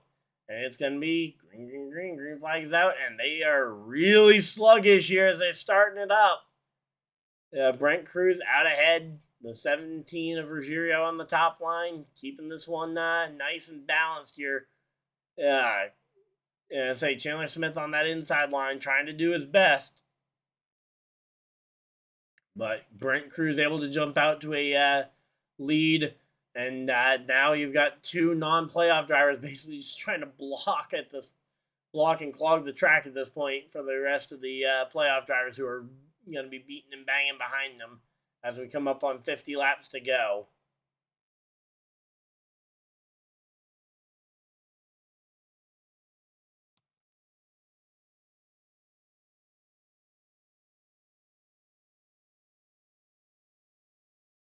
All right, so there we go. Again, we're just chilling out here.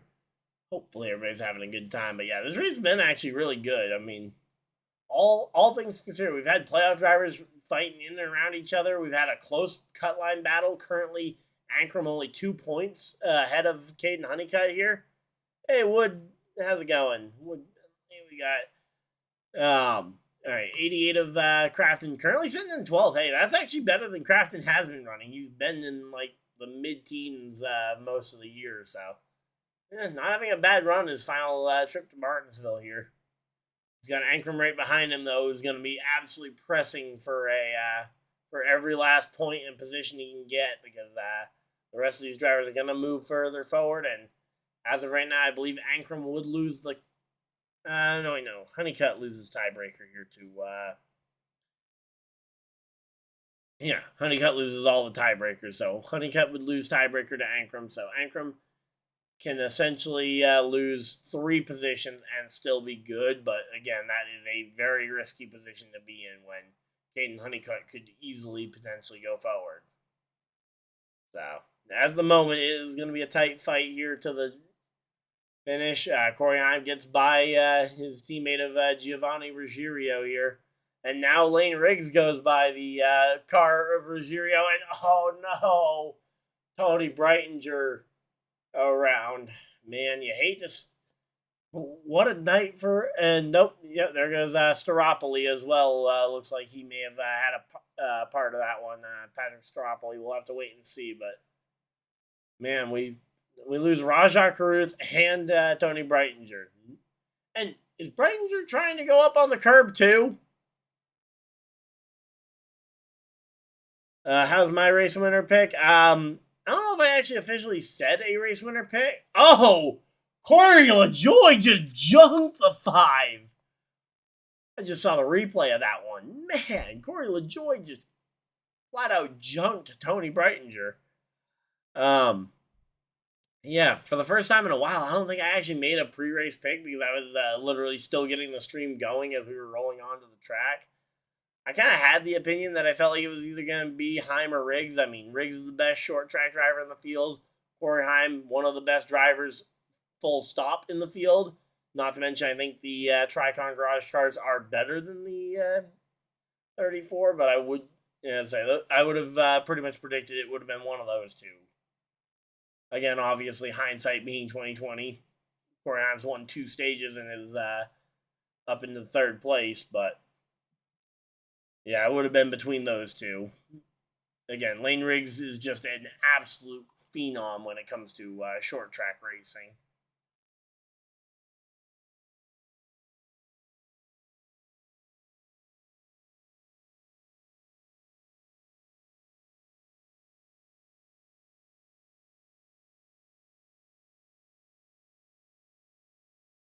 Alright, so there we go. Again, we're just chilling out here. Hopefully everybody's having a good time. We got 12 people popping on in here as we are currently under caution flag once again.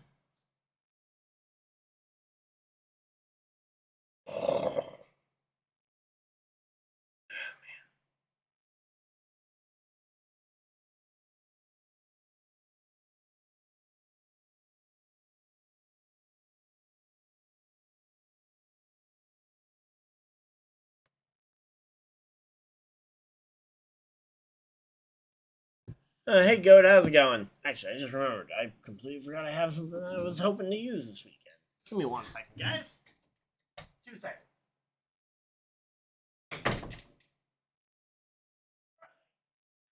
Ow. There they are.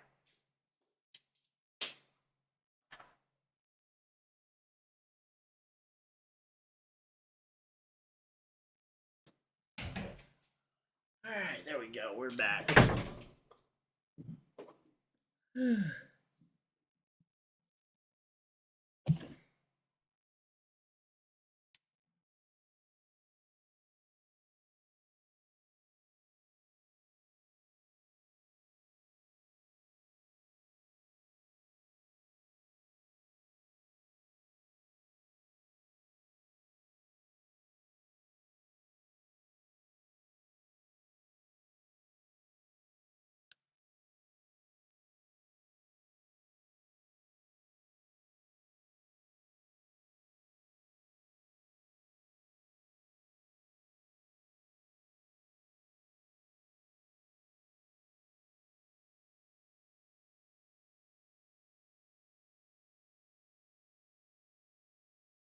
Alright, so yeah, there we go. So yeah, my local dirt track when I was there the other week actually had the flag set. So I now have a full set of flags. So we can actually go ahead and utilize those. Let's go. There we go. So yeah, we actually have a full we actually have our full flag set. So yeah, there we go. I'd been wanting to show these off. I got them like 2 weeks ago and just kept forgetting them on the other side of the room. So yeah, there we go. So yeah, we got literally all of them. We got yellow that we're under right now. I got red. We got the move over flag. Green and white checkers for the stage, which we are done with for the night. So we'll go ahead and put that one there. We got green, which we're hoping to see a lot of and very soon.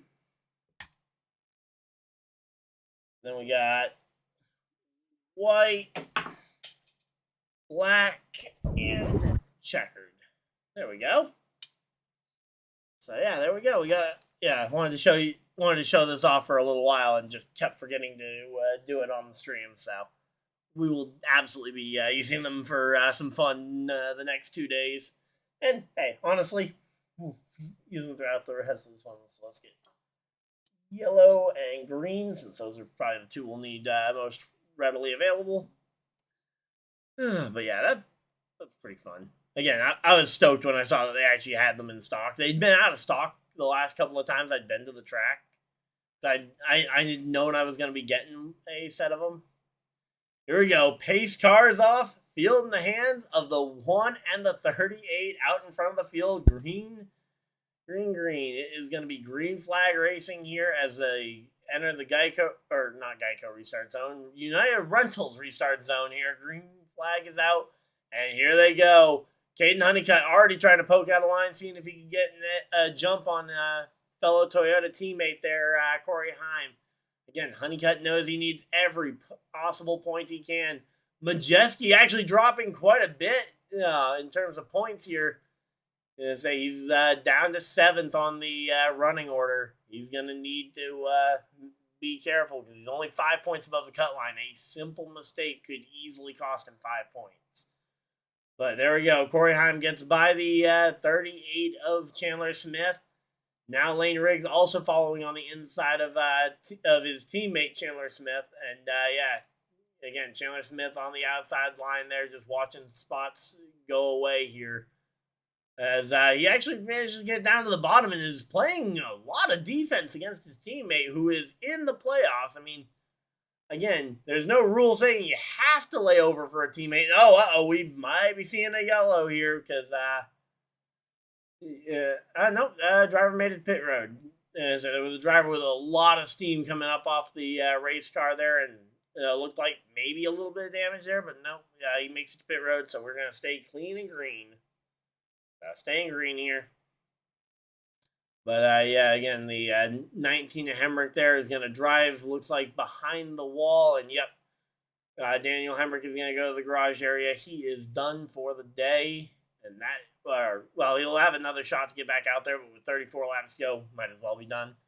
So now it is down to Heim, Riggs, Honeycutt, Majeski near the front of the field. Again, could this be the second week in a row Corey Heim pushes a non-playoff teammate to their first career win? Last week it was Giovanni Ruggiero. This week, could it be Brent Cruz's turn to be the Toyota driver to get their first career win with Corey Heim pushing them?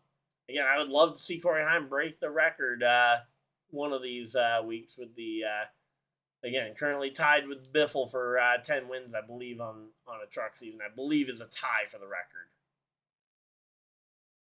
But as of right now, 32 laps to go out in front of the field. It goes Brent Cruz again. Chandler Smith being able to hold off his teammate, which again, I'm shocked that he put up that heavy of a defense. I mean, again, we don't encourage teams to kind of lay over for each other, but man, he went out of his way, though, to make life tougher for his teammate there, which is really weird. Again, I don't expect drivers to lay over for teammates, and in fact, I would be very disappointed if Chandler Smith got significantly out of the way.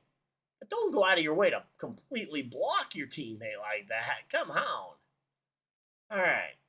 So again, right now, we got Riggs has Honeycutt all over the back bumper of him now. So Caden Honeycutt, he needs to find 2 positions on Riggs or Ankrum. So he either needs Ankrum to drop 2 spots, or he needs to pass layneriggs. If he passes layneriggs, then those 2 will be tied for the cut line, although Caden Honeycutt loses the tiebreaker here.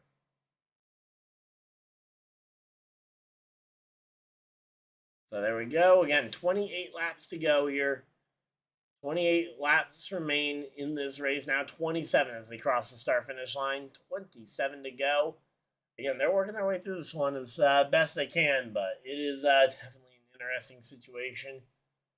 Again, Tyler Ankrum hanging out in 11th place might be good enough. They're talking to Daniel Hemrick, who is out of the car, and his season, his chance at a championship here done.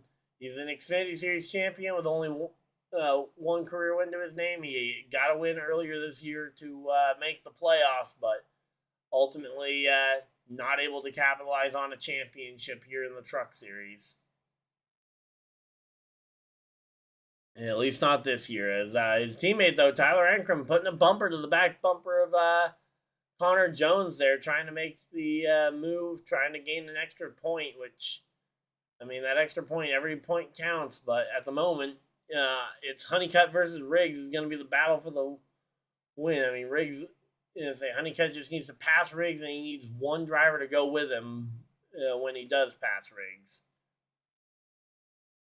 So, again, it's going to be an interesting one down the stretch. 24 laps to go. These laps clicking away in a hurry here.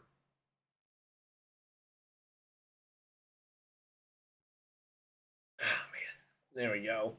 Again, Tymajeski also hanging back in 7th place right now. Only 4 points above the cut line, but with how close they're all running, I think 4 points is probably enough to advance. Again, we're not in position for a new winner, and I'm kind of surprised with just how many drivers did end up flipping the stage, and how many of them have actually stayed relatively up there. I mean, we talked about Brent Cruz, and goes Connor Mozak! Connor Mozak up and into the outside wall, contacting. That is going to be caution flag, yellow's out, yellow's out. There it is, yellow flag, yellow flag. Connor Mozak out, up into the outside wall, and we now have ourselves yet another caution flag on the day. So our 9th caution of the day, and we're now going to pass the 60 lap mark on this race. 60 laps of caution period. And again, we're not even through the full race, and we're already past the 25% mark. We're going to be getting close to 30% there. Going back and forth between California and Tech game because of all the cautions. Yeah, hey, there's a college game going on. Let's see. College football. So yeah, definitely interesting. I can give you guys score updates on that as well. If I didn't even realize there was a okay, it's not a okay. Cal's not ranked, so let's see. Cal. All. Yeah, okay. Yeah, okay. Cal versus VTech, yep. So yeah, neither team ranked. Not sure who you're rooting for in that one, but I know who I'm rooting for. Let's go Cal. Let's go Bruins. But there we go. Rajan needs to give Honeycutt a black eye. I mean, yeah, I was not thrilled with that move by any stretch. Again, I think, for the most part, I think it was a racing deal, and I would like to imagine that it wasn't intentional, but I can't deny that Honeycutt's odds to make this, make the playoffs skyrocketed when Raja went down, but, I mean, beating and banging is definitely a part of the ecosystem at Martinsville. I just would have liked to have seen Raja at least have a shot to try and fight to get back in this one rather than just being straight up out of this. So yeah, tomorrow at noon, UCLA versus Indiana, and BYU versus Iowa State at 3:30. Shout out to good friend JP, who's a big Iowa State fan, and also a big happy birthday to him, as today happens to be his birthday as well. So happy birthday, JP. And yeah, we are coming back from commercial break. But yeah, so a 7-0 score there on the Virginia Tech game. And again, Virginia Tech looks to be field goal there, and it's a 10-point game. So Virginia Tech up by 10 over the Golden Bears, not Bruins. Cal was the Bruins. Are they Golden Bears instead, or is Golden Bears a weird way to say Bruins? I don't know. For some reason, I thought they were the Bruins.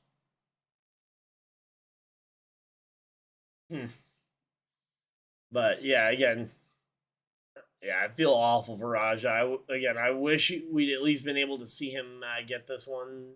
Yeah, continue to fight for it, but yeah, showing off some of the previous Martinsville wins, 2017, 2019, both of those for Keselowski. Okay, Keselowski, 2 Martinsville wins. Why has Keselowski been in the booth tonight? Again, I'm not obviously listening to the broadcast, so I have no idea. Was Brad Keselowski a guest broadcaster on this one? If so, it makes me even more glad I have it on mute, because not exactly the biggest fan of Keselowski's voice, although I will say he gives some good insight. He's not a bad broadcaster, it's just personally, yeah, he's not the voice although granted, the Fox broadcast as a whole is not the voice I'm usually looking for, so there we go. We're just chilling out here under caution, racking up these laps. Looking like we might hit 65 laps of caution here under this one. Yeah, Raja, he made some great steps this year. In fact, I'm kind of surprised he only has the 1 win this year with the way he's been running. And yeah, just going back through some of the caution and contact that we've had. Brendan Queen absolutely drilling Norm Benning. Daniel Hemrick getting a piece of that one as well, which ultimately led to him being done for the day. Then there's the contact between Honeycutt and Carruth, and yeah, Raja just going losing the tire again. I don't think that it was intentional, or at least I don't think the intention was to cut the tire. I think the intention was to rub him back after Raja initiated contact in the corner, but obviously didn't go correctly for Raja. But here we go. Pace car's off. Field in the hands of Corey Heim and Brent Cruz as we get ready to go. Green flags out. We are back to racing. And we got Corey Heim, Lane Riggs, and Caden Honeycutt. 3 playoff drivers all right in the mix here at the front of the field. 15 to go. 15 laps to go here. Corey Heim nose to tail. And in fact, going to the outside of Brent Cruz, looking for the lead here. Brent Cruz, a little bit of Toyota on Toyota teammate action here. Both drivers driving for Tricon. And a third Toyota driver has entered the mix. It's Caden Honeycutt. Now 1 point above the cut line. Caution flag flies yet again. Oh boy. Not again. And this time it looks like it was for Bailey Curry. Caution flag is out.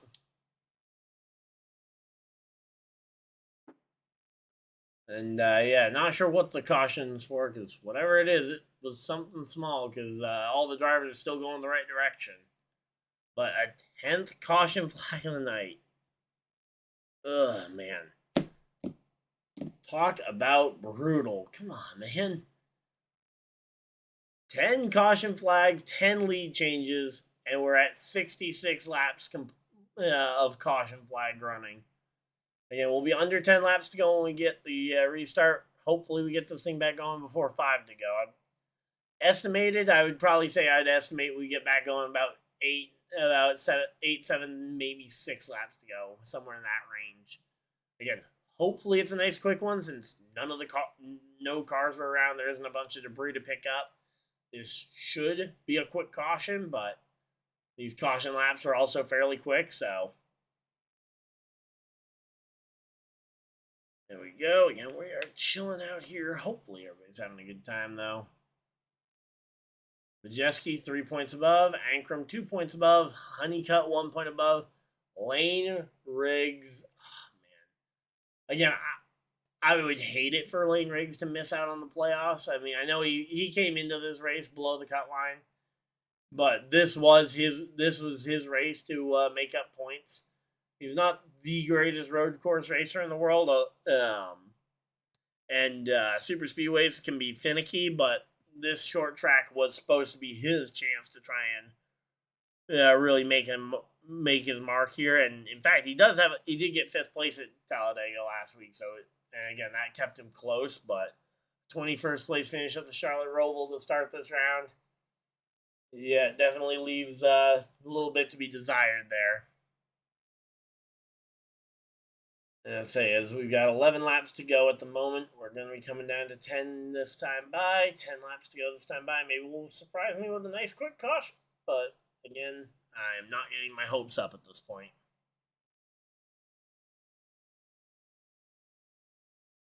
Alright, so there we go.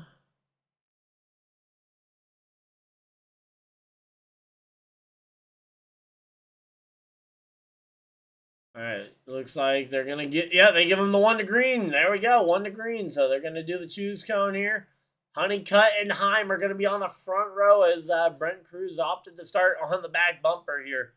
A whole lot of nothing, depending on when you tuned out there, a whole lot of nothing happened to cause this most recent caution.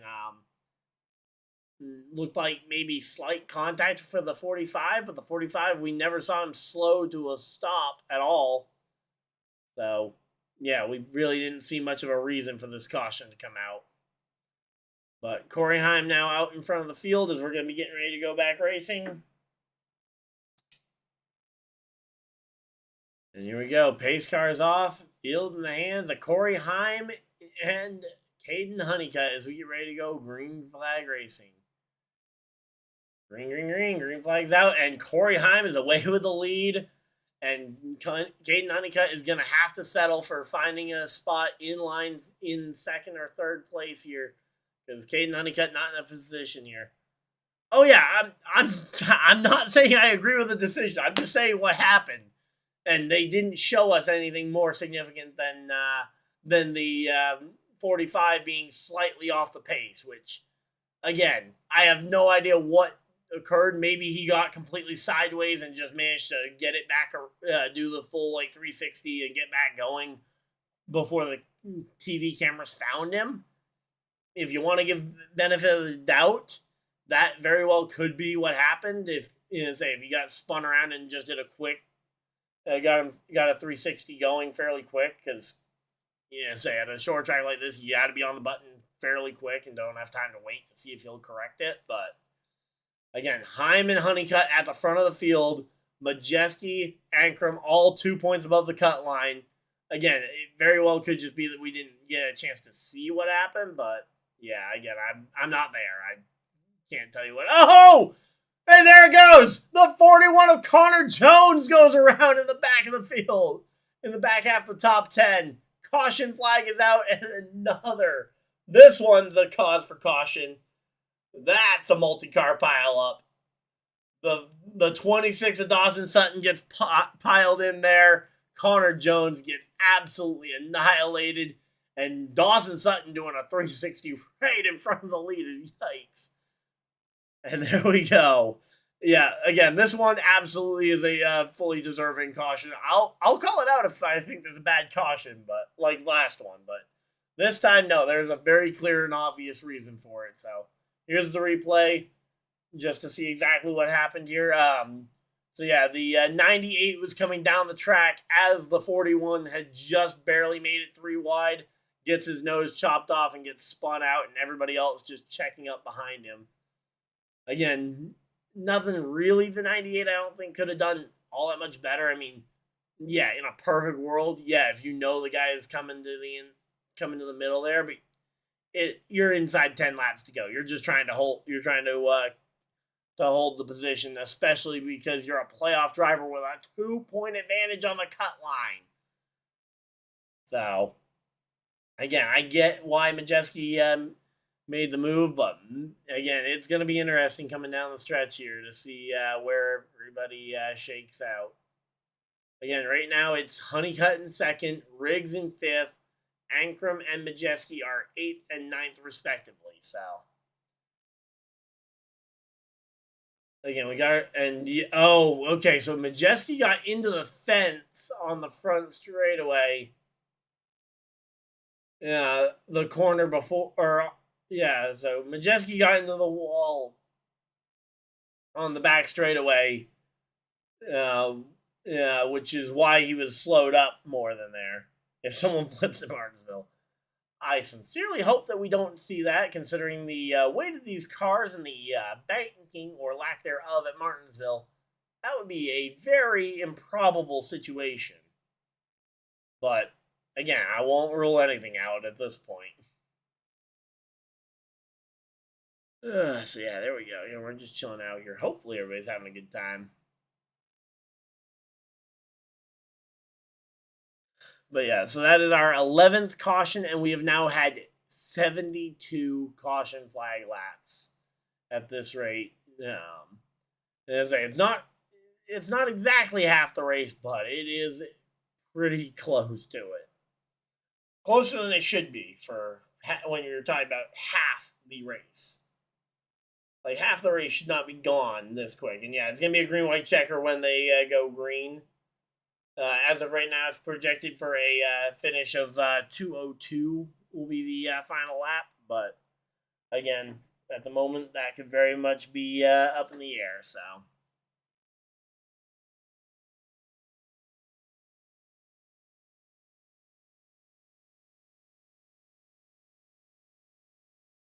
So yeah, again, NASCAR overtime, 2-lap shootout. If the leader gets to the white flag, the next flag ends the race, regardless of if it's a caution or not. And we have unlimited attempts, so we could be here for a minute. Let's go.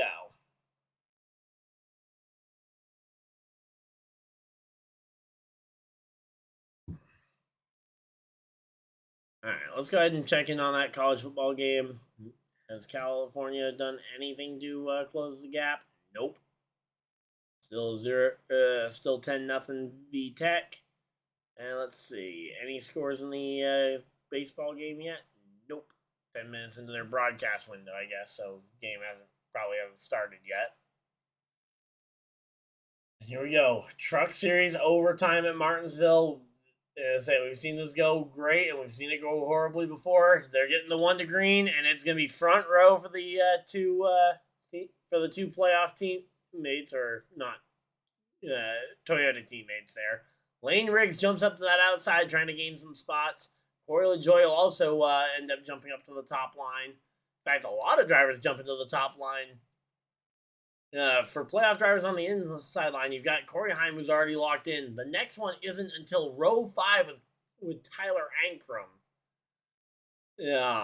So again, that outside line, if you're looking for a playoff driver, they're probably on the outside line, and we're going to have to wait and see what ends up happening here as we get ready to go green flag racing here. Pace truck is off. Field in the hands of the 11 and the 52 as we get ready to go racing, and it will be through 3 and 4 into the restart zone. Green flag is out. Corey Heim out in front of the field. And let's see, can he hold off Caden Honeycutt and the rest of the field? Off turn number 2, Corey Heim out in front of the field. And let's see, what's it going to be? Corey Heim through 3 and 4. Are they going to get back to the white? Yes, they will. Back to the white flag. 1 lap to go here at Martinsville. And let's see. Again, 1 lap to go here. Contact between the 34, the 77, the 38 as well with contact here. All going the right direction. Big swerve from the 11 of Corey Heim as he takes the win. Caden Honeycutt second. Layneriggs in third, but I don't think it'll be enough as Majeski and Ankrum will come home 7th and 9th, and it looks like Lane Riggs' championship bid is going to come up short. I can remember when NASCAR did not show what the yellows were for. Well, I can remember back to when NASCAR didn't have to show what the cautions were for, because almost, say, if there was a caution out, it was usually for something big and noticeable. But yeah, there it is. Corey Heim burning it down on the front stretch, and again, looks like Lane Riggs. We'll wait for confirmation on that. It looks like, wait. Oh yeah, because Caden Honeycutt got second place. He takes the best finish of the round away from. He wins the tiebreak on Lane Riggs based on best finish, and there we go. 1 point above Majeski, 1 point above for Ankrum. 0 points above for Caden Honeycutt, who will make it in on a tiebreaker.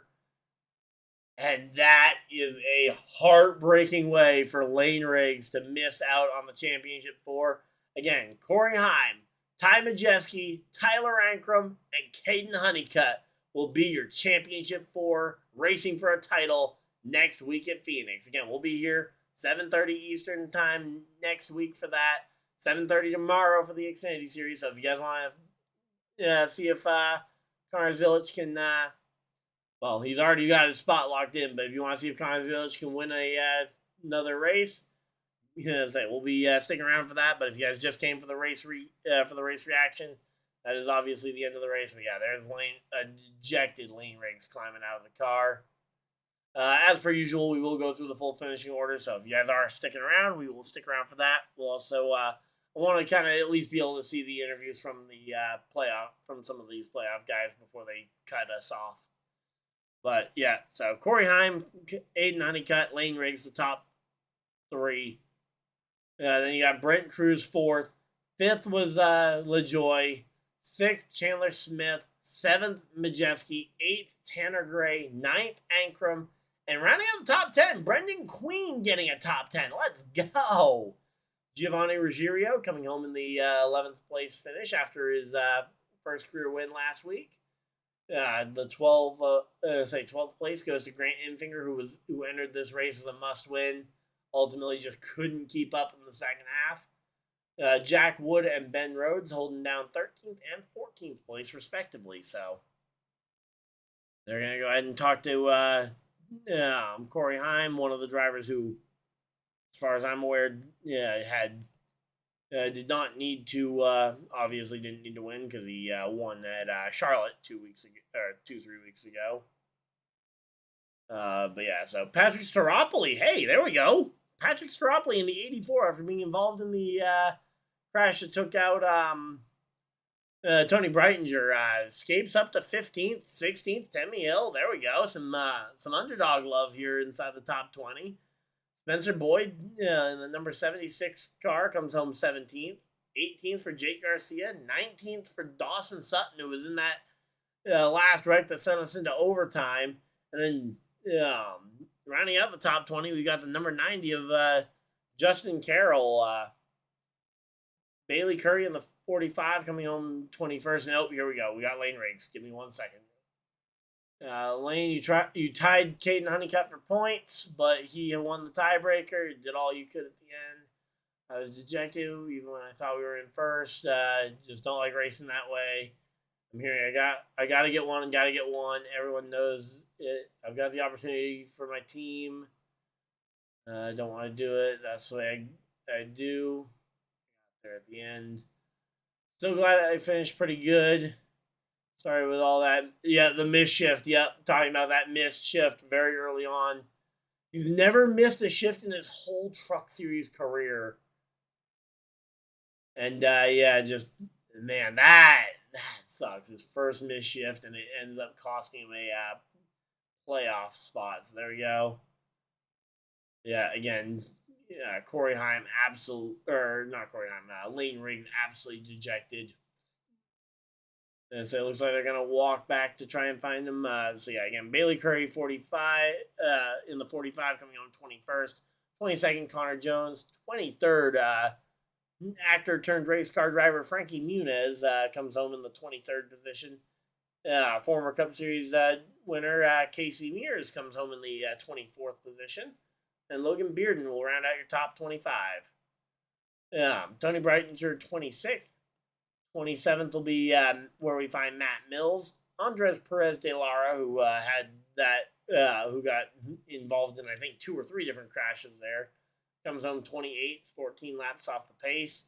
Matt Crafton got wrecked or something, I guess. Got collected in the Mozak incident or something, because he ends up finishing 23 laps off the pace in 29th. And Connor Mozak comes home in 30th. Here we go. Talking with Majeski here. Let's see. Put into the trucks. Just missed it tonight. Just missed it. You made it in by 1 point. I mean, yeah, I guess you missed the setup, I guess, but I certainly would have counted that as making it. You made it through. You advanced to the championship. You'll be racing for a title tomorrow. You'll be racing for another title next week. So there we go. Yep, go and defend our title. Yep. So yeah, then Daniel Hemrick, 31st, 32nd for Alan Waller, who tried driving over the curbing. Then you got Norm Benning, 33rd, Rajah Caruth, and Clayton Green will round out your 35 car field. Let's see. They're now going to talk with Tyler Ankrum here. Let's go ahead and see. Again, Ankrum advancing over 1 point here. By 1 point. Let's see. I tell you that it's going to be fun in Phoenix. Let's see. Okay. Going to church tomorrow. I haven't been in a couple of years, but I'm going to church tomorrow. Hey, love to see that. There we go. Had a top 5 struck, depending on whether restart, 5th or 6th. Had a pit gun break on the left front. Oof. Man, that's rough. But yeah, Tyler Ankrum, I've said it for a while. He's either the youngest looking 40-year-old or the oldest looking teenager I've ever seen. And just depending on the camera angle that you catch him at. It's like, but yeah, there we go. Looking forward to seeing Ankrum racing for a championship. Again, it'll be Ankrum, Honeycutt, Majeski. They haven't talked to Honeycutt yet. That's the one I'm waiting on here. Hoping that they'll talk to him before they send us to a commercial break. Because I'm not going to stay through a full commercial break for the Honeycutt interview. But there you go. Corey Heim climbing into his truck and drive it off to victory lane after celebrating on the front stretch with the fans. But yeah, again, Heim, Honeycutt, Majeski, and Ankrum. Those will be your championship 4 as they head to Phoenix 1 week from tonight. Corey Heim doing some more burnouts on the front stretch with them, and yep, looks like they are going to go ahead and send us to a commercial break. So we're just going to hop or send us to whatever was up next. So, all right, well, I will see you guys again tomorrow for NASCAR Xfinity Series coverage. Again, I'll be live about 7:15 Eastern Standard Time. Race should be kicking off around 7:30, so we will see you guys there. But until next time, hopefully you guys enjoyed, and I'll see you guys in the next video, live stream, whatever you decide to do with this tonight. Have a great night, everybody, and again, massive congratulations to Corey Heim on a record-setting 11th win in the NASCAR Truck Series.